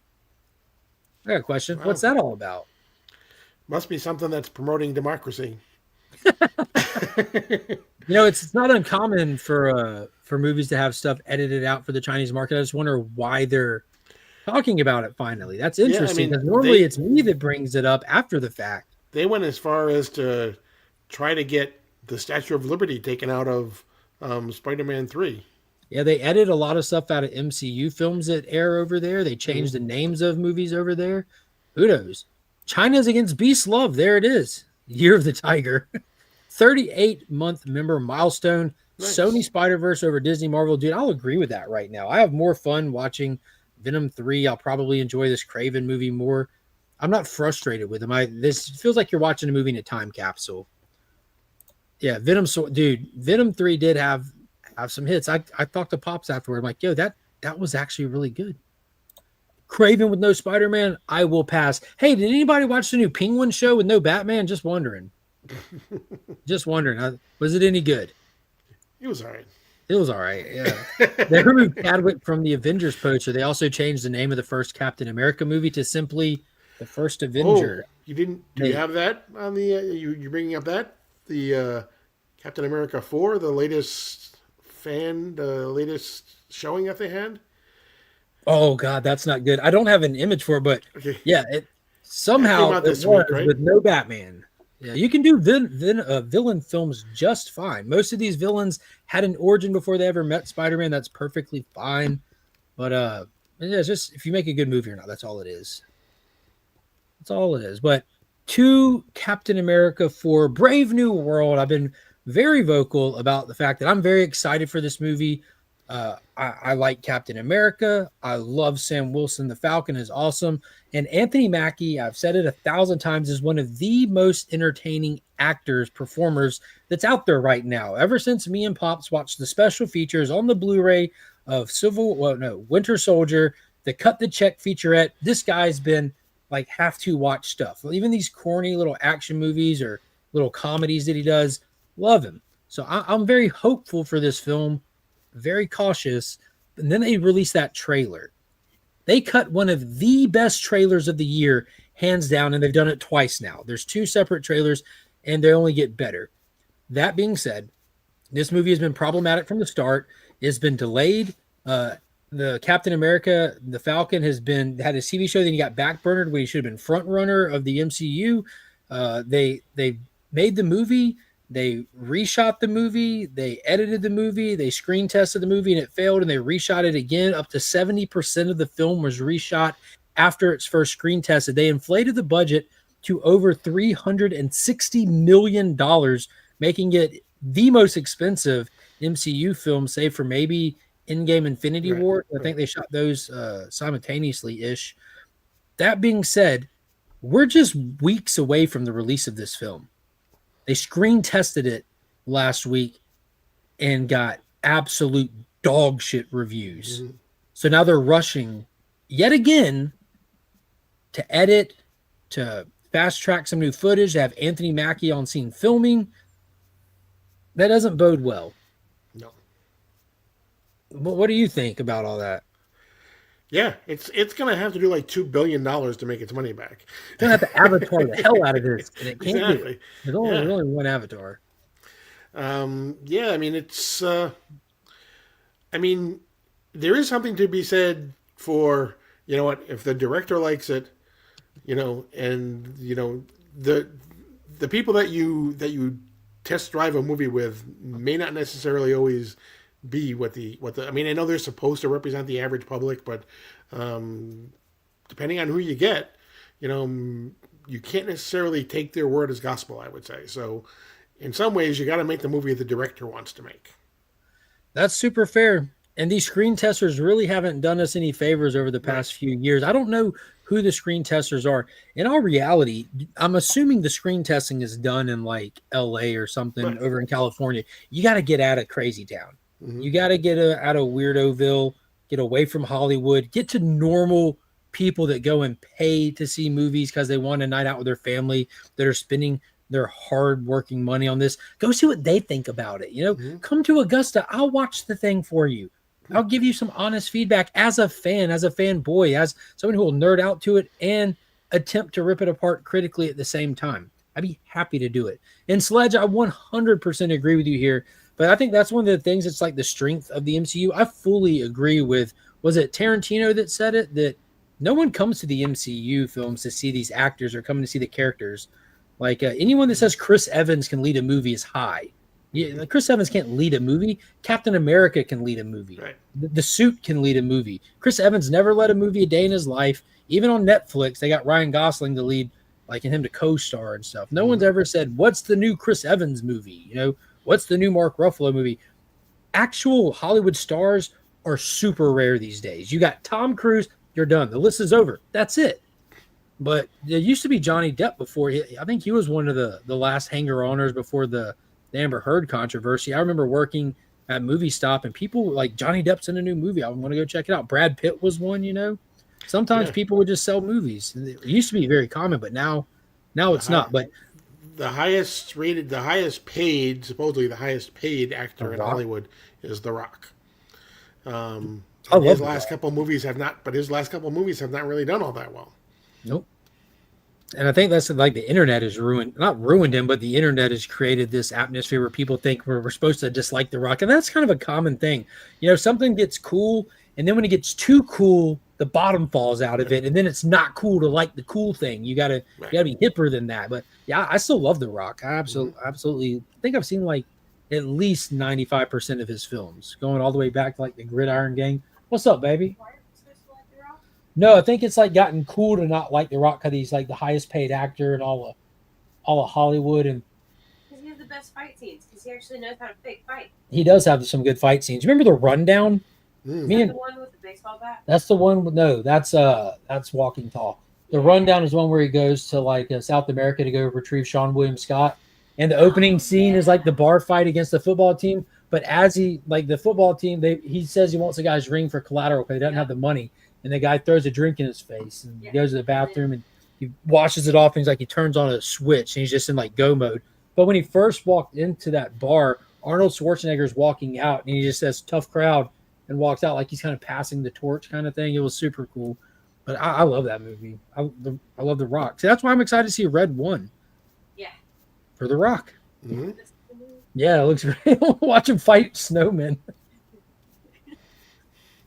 Yeah. Frosty. Yeah, he's definitely not. But Mackey's definitely not a lead actor. But that's where the MCU is supposed to help carry that stuff, I'm hoping Red Hulk pops go up in value after the movie.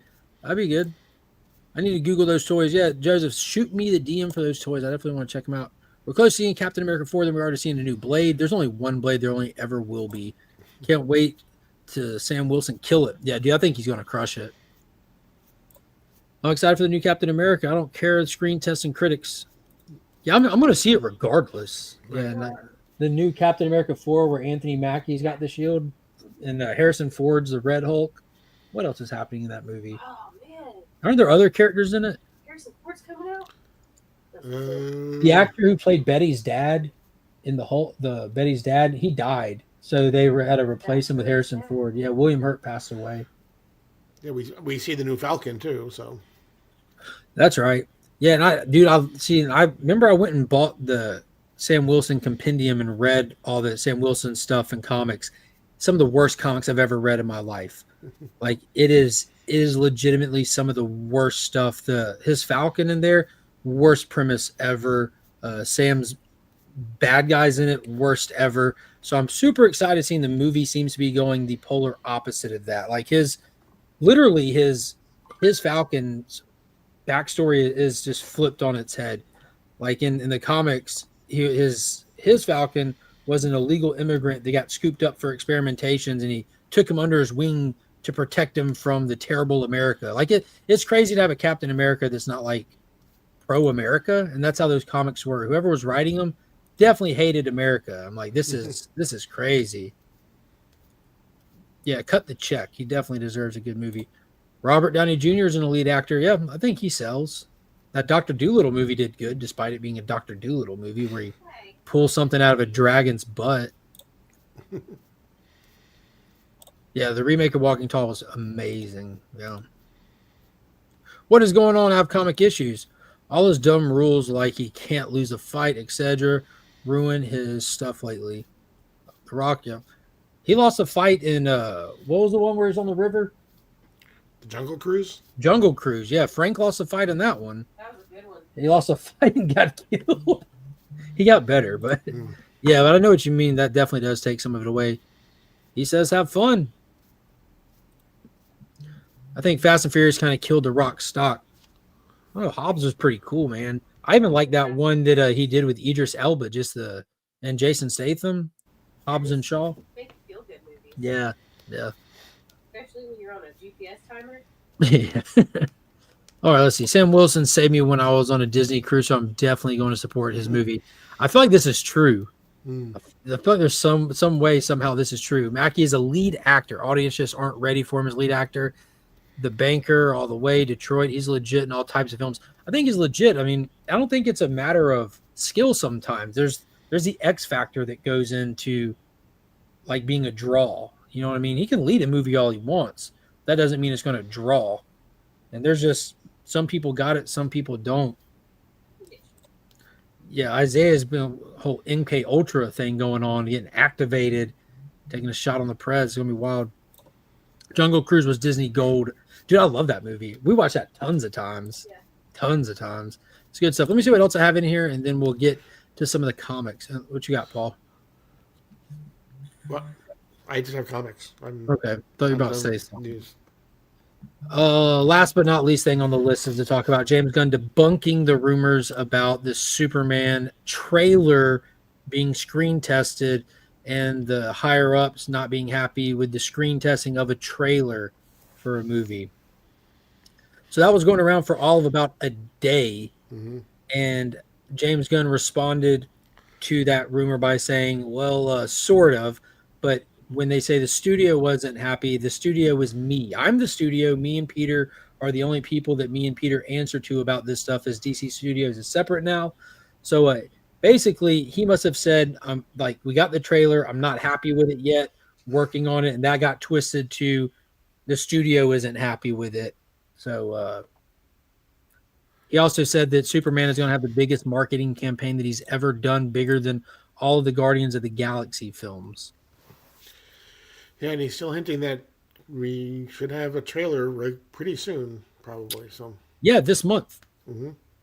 All signs point to this month, and if you're going to see it on the big screen, I believe it's going to be in front of Mufasa.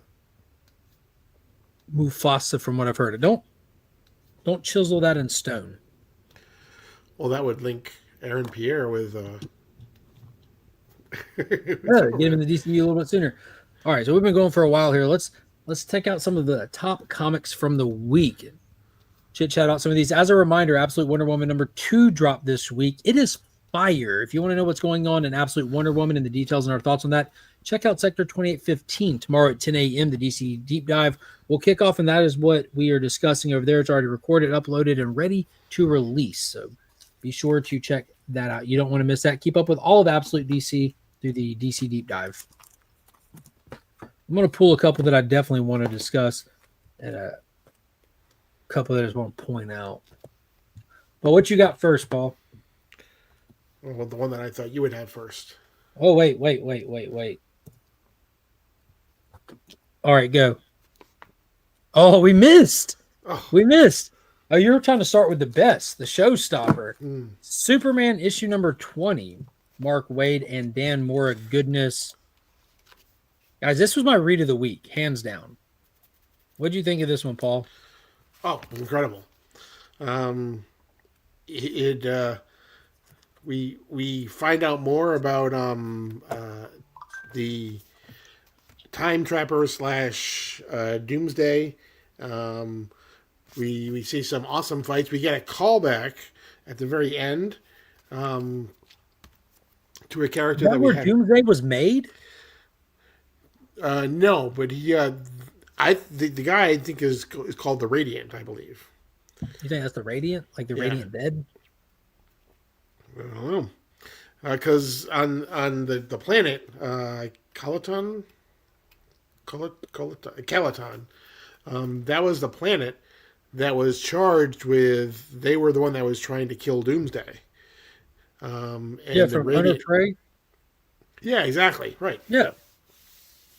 So I think we're gonna see a callback, and I think the Radiant was the character that was in charge of that. So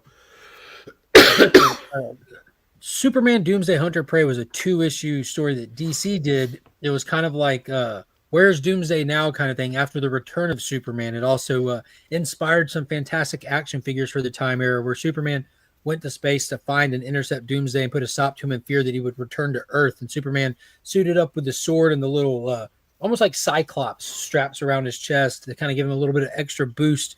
And I believe that he eventually just flew Doomsday into entropy in space or something like that, if I'm not mistaken. It's been a while since I read it. But it was cool. So if we're calling back to that, that's pretty dope. But the fight of the year takes place in this book.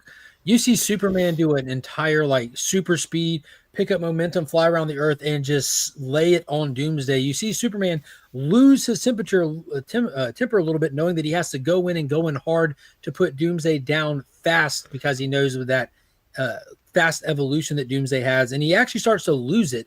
And Supercorps with Mercy Graves at the helm sees on the reading that Superman is going code red, and you actually see Superman starting to light up from his skin. He's just putting out so much energy. It was one hell of a book. Amazing fight. I was trying to tell everyone as the week was getting started, whether you pull Superman, collect Superman, read Superman, grab this single issue comic. Us describing it gives it no justice, especially with Dan Mora's art. It is fantastic. Yeah, and you see just how brutal Doomsday is as well. I mean, he basically, the parasite, oh god, bombs him and basically starts draining the energy out of him, and still Doomsday has enough to basically pull Parasite apart. Yeah, it kills Parasite. He's dead. Yeah, he's gone. Gone. I do want to just do a burner here. Action Comics came out this week. That is true. It is true. I'm ready to be past this Phantom storyline. I want to know what they're just trying to get the numbering up for something. Mark Waid's writing it. It's not great. It's there. It's hard to read that when there's so much stuff coming out that's just like, oh my god, that's good.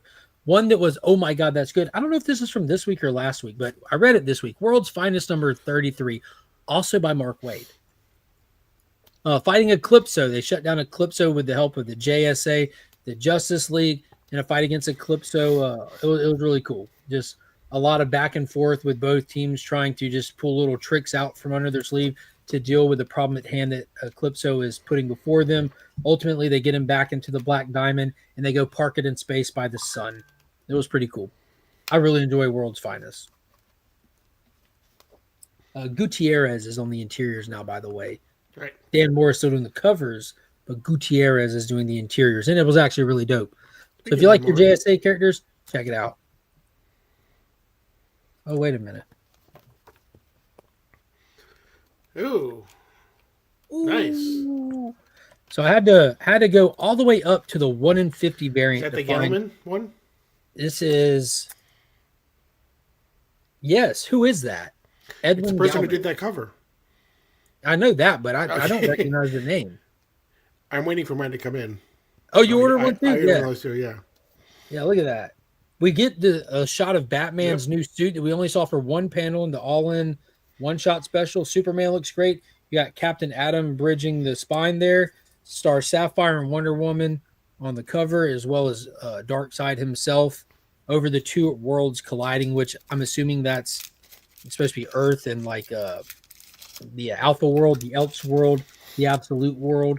But yeah, I had to go all the way up to the 1 in 50 to find a cool cover. I mean, there's some okay covers. Jim Lee covers cool. They're all posed like a 1990s family portrait. Well, you had the Howard Porter. All of those covers are homages to previous covers. Yeah.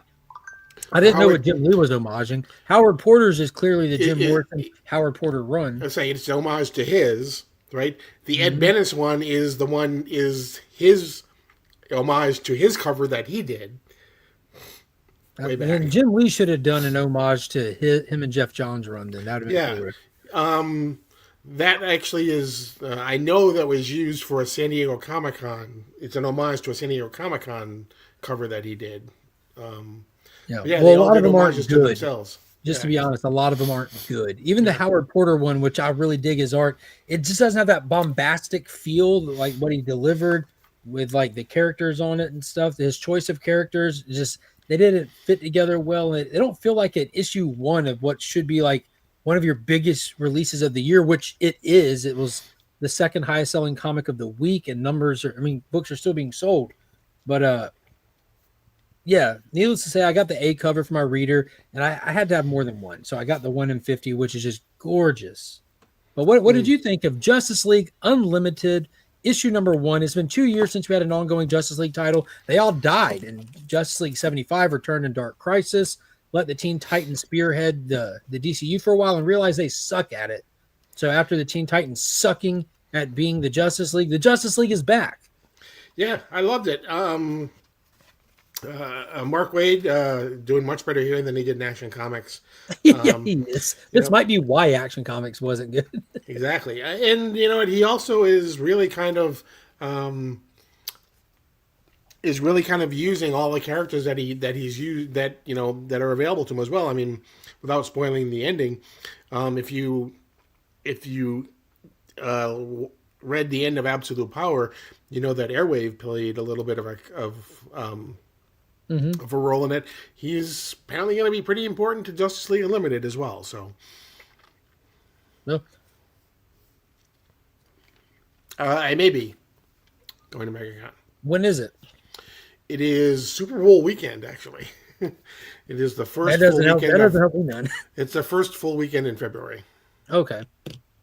Yeah, I enjoyed Justice League Unlimited. It didn't have an issue 1 feel to me, for being honest. It had like an issue 3 feel, issue 4. Pick an issue that's not issue 1. It had that feel to it, but not a 6 or a 12, as those are typically the end of a story arc. It felt like it felt fine. It felt like a Justice League book. I like the little tour that Flash gave Airwave around the Watchtower. That was actually pretty comical. I don't need too much comedy in this book, but it is Justice League Unlimited, so it seems to be on brand with that. I did like the dynamic of it. I can see why you might think it feel like an episode. I mean, issue 3 too, because we've seen the Watchtower already many times. We saw it at the end of Absolute Power. We saw it in All In. We saw it in All In was issue 1, really, where we see them go to the Watchtower, pass out the cards, set up the teams. We saw it in the Question series last week.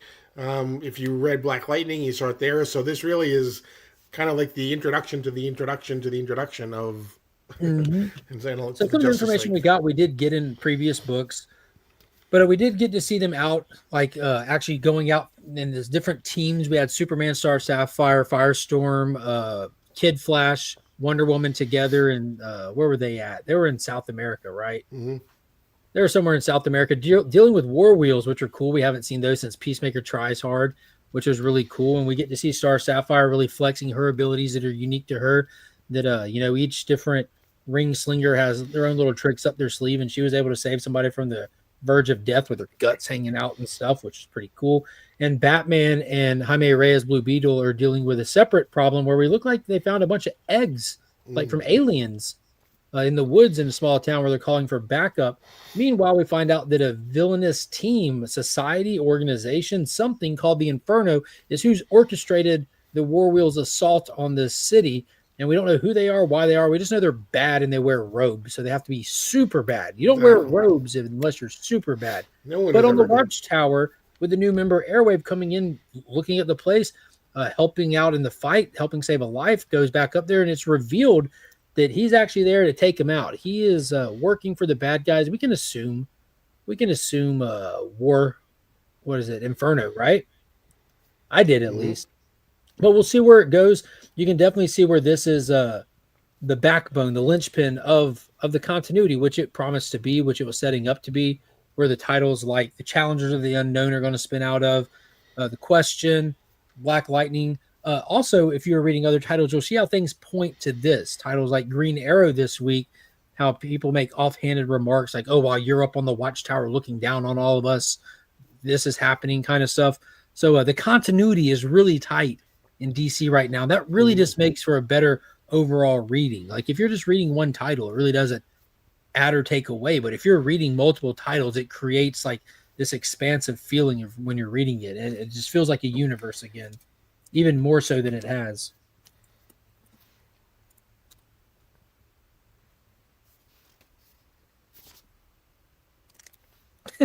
We're off tonight. Halo and Horde, dude, we're going Ghost Machine. Boom. Actually, I could have done either one of those. So, You want to start with the good or the bad first? I thought this one was better. Yeah, way better. Yeah. Way better. I actually ran a poll on my Facebook, Jesus, on my YouTube page. I was kind of curious if anyone else was reading like the second wave of Ghost Machine, Hyde Street, Hornsby and Halo, and Rockefellers, and I wanted to see what people were thinking about it. And 31 votes are in. That's not bad. I said, what's your favorite Ghost Machine title from the second wave? Blah, blah, blah. And I put the 3 titles on there. And Hyde Street is overwhelmingly winning. It does have 1 issue lead. But Rockefellers came in at 26%. And Hornsby and Halo with 1 vote. I'm pretty sure that's Flo Dameron. Pretty Flo. Yeah, that's the only person I could think of. But I think, and I hate to say this, but I think Ghost Machine might have its first bomb on their hands with Hornsby and Halo. I just think the premise isn't it. Yeah, it's kind of like nurture and nature type thing. It's New Gods, just not as I was cool. gonna say it exactly. It's New Gods. It's let's take the good guy and give him to the evil people, and let's take the bad kid and give him to the good people and see what happens. And I really did enjoy the intro when we were seeing the actual like heaven and hell stuff, like the little war waging for a few pages and all that. And we know from the Ghost Machine one shot that we also have the I don't know, like the angel on earth, the guy in the van who clearly has connections to heaven or hell that was watching them. We got to get into that stuff fast, because just hanging out with little kids and going through their day at school, that ain't gonna do it. yeah, I think I think that Ghost Machine is hoping that lightning can strike twice for Peter Tomasi, and he'll have the same success he had with Super Sons. Yeah, I mean, maybe it was Peter's idea from the get-go. Because it's kind of the same thing. You get the evil Damien and the good Jonathan, and it's like the banter they have between two of them. I'm going to stick with it and see where it goes. Obviously, I'm not just going to count it out after 1 issue. These are only $3.99 books, so I'll see what happens with it. Hyde Street, on the other hand, we get Pranky's backstory. This little sadistic SOB. This is wild. We get more of the dynamic of the Boy Scout gone bad, and we get to see to a Rockwell. Yeah, the Painting. Rockwell painting there. That's a beautiful cover. Ivan Reis on the art is always a treat. Uh, what a fantastic artist! Like especially his work on Superman, Detective Comics. Like he's just a top tier artist. His Green Lantern, so like he's just Mm-hmm. amazing artist. And to have him on a title like this, he's really shining with some of these horror elements. But we get to see Pranky's backstory, some of the dynamic of this character, and how he's actually on Hyde Street where these souls get trapped, and they're tasked with bringing more souls to the scorekeeper, to this mysterious entity. We don't know what it is that's actually in charge of all this, but it's collecting souls, killing people, and all these different players on Hyde Street are all trying to do what they can to lure people to their deaths, basically, that find their way onto Hyde Street. Pranky has passed way past, Mm-hmm. way past the limit that he needed to leave Hyde Street. He chooses to stay because of his tortured upbringing, which we see in this. His father was a was it World War II? Mm-hmm. One? World War One, maybe. I think it was World War II. I think. World War II veteran who Mm-hmm. actually lost a limb and was abusive. Right. His mother left him while he was recovering. Pranky tries to find community in the Boy Scouts, and they're all mean to him. So he sets fire to the camp, puts like raw meat in Counselor's backpack to cause him to get attacked by bears, floods him out on river trips. Like just savage kid, like mean little SOB. But it was pretty cool, horrific, fun. And I can't remember who pointed it out. It might have been Dr. Von Hoot who said he loves a good horror title. He's enjoying Hyde Street, but he's interested to see what a protagonist will look like in this story. And that was like, whoa, we don't have one of those yet. We don't have any sign of a protagonist. We're just looking at these terrible people collecting souls so far through these two issues. Sounds like my kind of guy. Rockwell in Hell. No. And I still hear I hear Rod Serling in the narration in my head. Mm. Is that Twilight Zone? Mm-hmm. No. Yeah, we lost the psychic connection for today. No, we just rocked the two of us on this one, homie. Good to see you here, though. Good seeing you in here. Boom, boom, boom. All right, I got 3 left. One that I definitely don't really care to talk about the story in, but I do want to talk about. One of them. Yeah, that's definitely one of them. I do want to talk about the cover on this, and that's Flash number 15. Okay. So, Cy Sperrier single-handedly killed this series. The Flash was an amazing series. People jumping on left and right, absolutely left and right to dive into Jeremy Adams' run. He brought in so many readers, made a name for himself that carried over into Green Lantern, and now has him on an upcoming title. Right after the first of the year, Jeremy Adams is going to be raising the king from the depths. Aquaman will be back with an ongoing after years, and Jeremy Adams is spearheading it. After Jeremy Adams' run, they put Cy Sperrier on this. Now, Cy's good with, like, I don't know, put him on Constantine, put him on something Vertigo, or put him on an indie title. But this is like hopeful family style comics. Now, I read the last issue, the first issue under the All In imprint, where it had the matching white background. I'm like, yo, this book was good. What's going on? It has those vibes. It has those tones that we had with Jeremy Adams. It wasn't over wordy. They weren't trying to read the thesaurus to us. And it was good. And then I read this one. And I'm like, it's a little wordy, but it's still all of those things from the last issue. This is lighter. It's fun. It's fast paced. It's got the family dynamic to it. Not as good as Jeremy, but then when I was done with it, I'm like, huh. And I looked at the cover again, and I noticed he's begging the audience to take notice that he heard us, and he's doing something different. Because look right there. Genre shift. And if you look at it, it says cosmic horror, play the hits, soap opera, and fantasy adventure. So we're clearly going from the cosmic horror, which he failed at, over to the family adventure, which maybe it'll be better.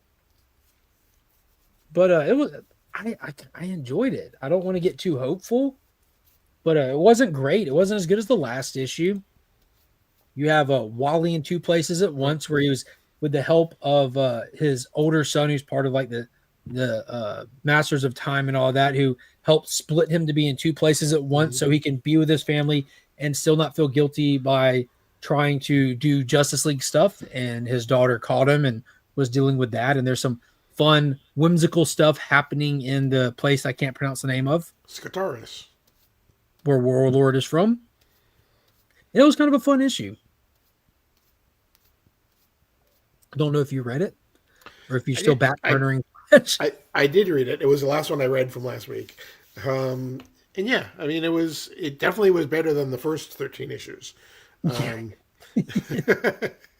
were tough, man. Yeah, he's still got some convincing to do with me. Yeah. But I think that man, the editors had to say something to him. Mm-hmm. Like there was not one person on the planet that's like, hey, I can't wait to read the Flash book. Mm. Which from Jeremy Adams, it was everyone saying, yo, you got to go look at this book. Go get the 1 Minute War. Do something.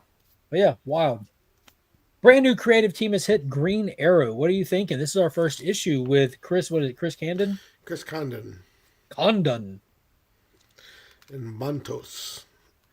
Really cool cover. Yeah. We're dealing with Big Oil and the bad guys.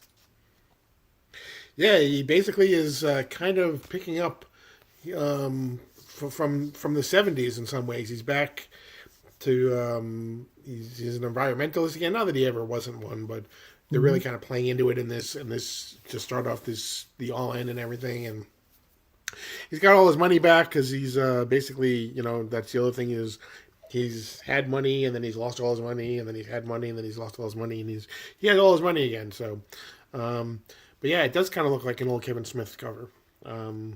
Yeah, Torn Clock does a great job here. So, and there's some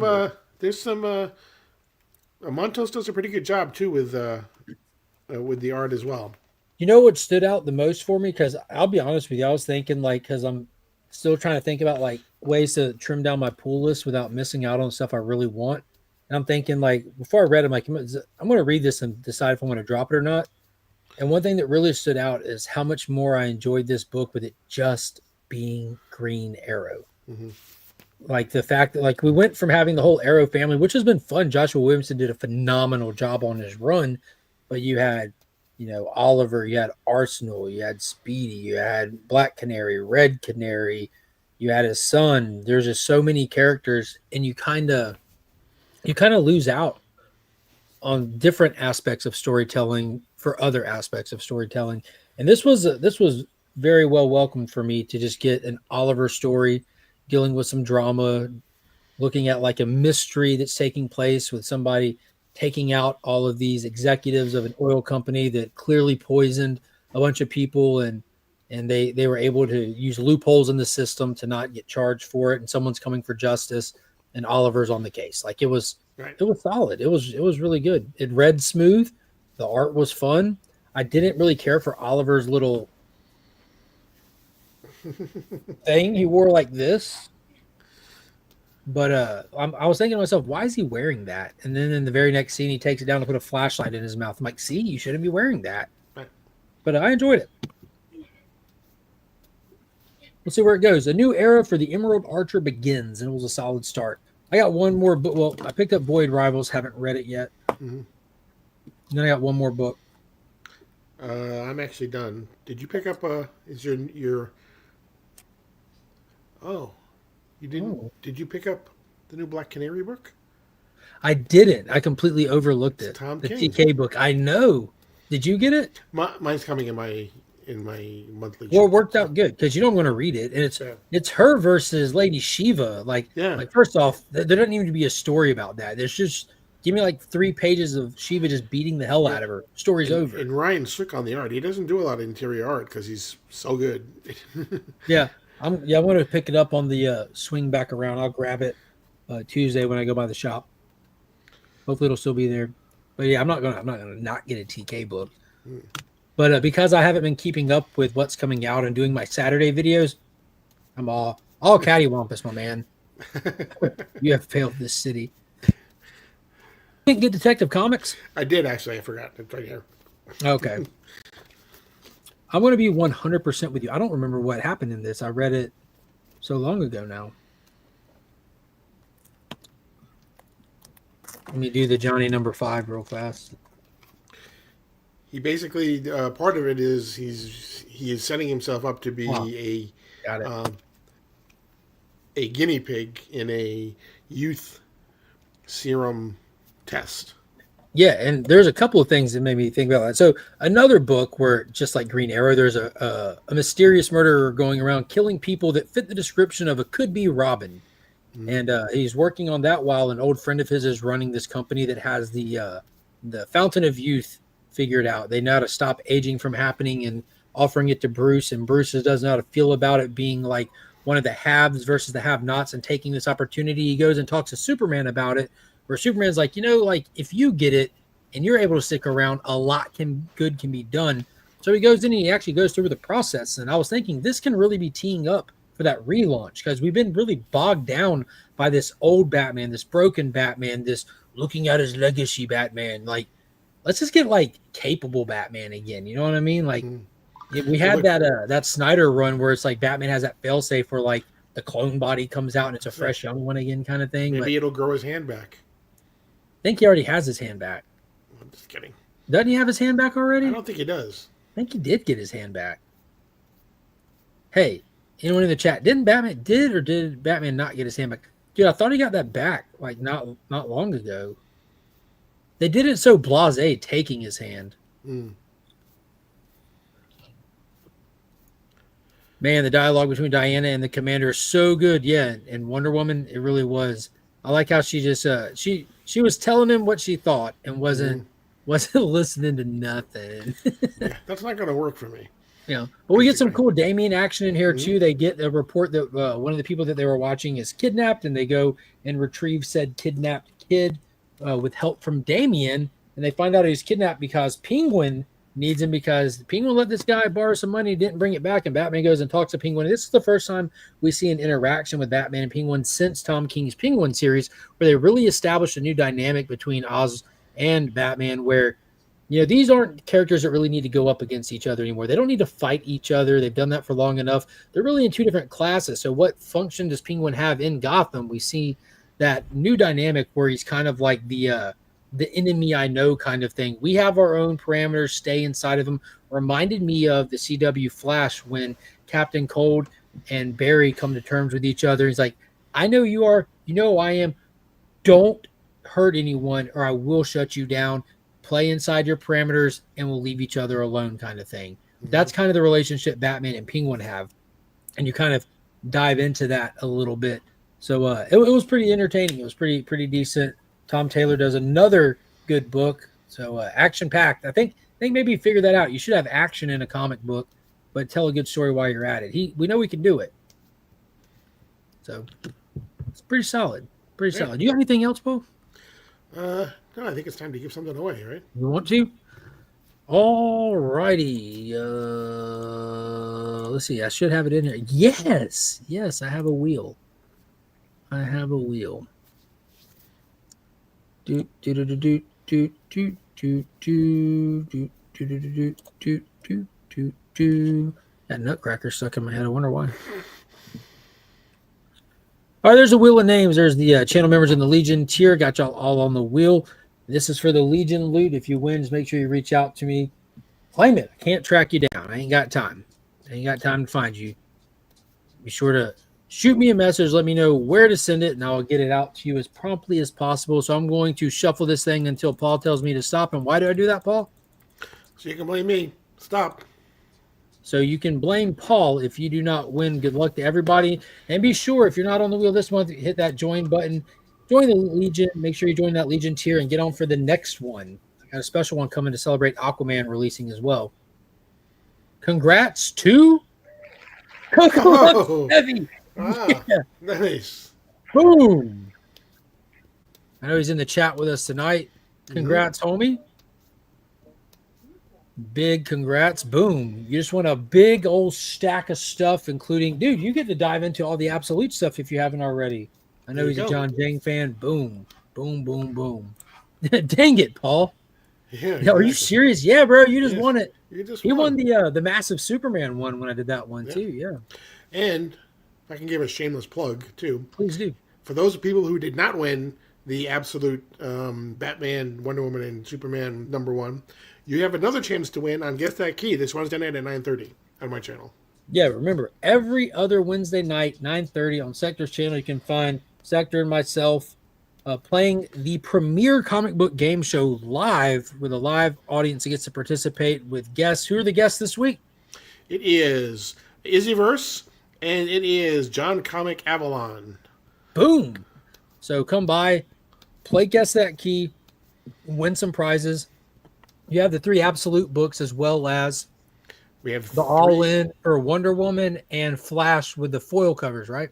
and Superman, And Superman. So which has get that Superwoman Lois on the there. cover. Woo! Lois all cheeked up in the suit. Let's go. Let's go. What is going on, Lords of Brooklyn? Hey, Brother John, what's happening? Welcome. 3-time Legion Loot winner. So I appreciate everybody coming. Again, I've finally got ahead for the first week in a long time on content. Got a lot of fun stuff planned for this week. I'll be live Tuesday at 2 p.m. for New DC Day, where you can come by, hang out, enjoy your lunch break, and also win some books every week right here and talk DC Comics. And then Friday mornings, I do the Hangout stream. If you want us to come hang out in the chat or hop on the panel, Legion's Lair starts at 7:30 a.m. and just runs through the morning till whenever we all get tired or I got other stuff to do. Content all between. Appreciate everybody coming and watching. And that's going to do it for tonight. Hope everybody has a fantastic Christmas, because it is officially Christmas for the next 30 days. It doesn't end on Christmas. Till next time, we are Legion. Is that it? Is that all you got?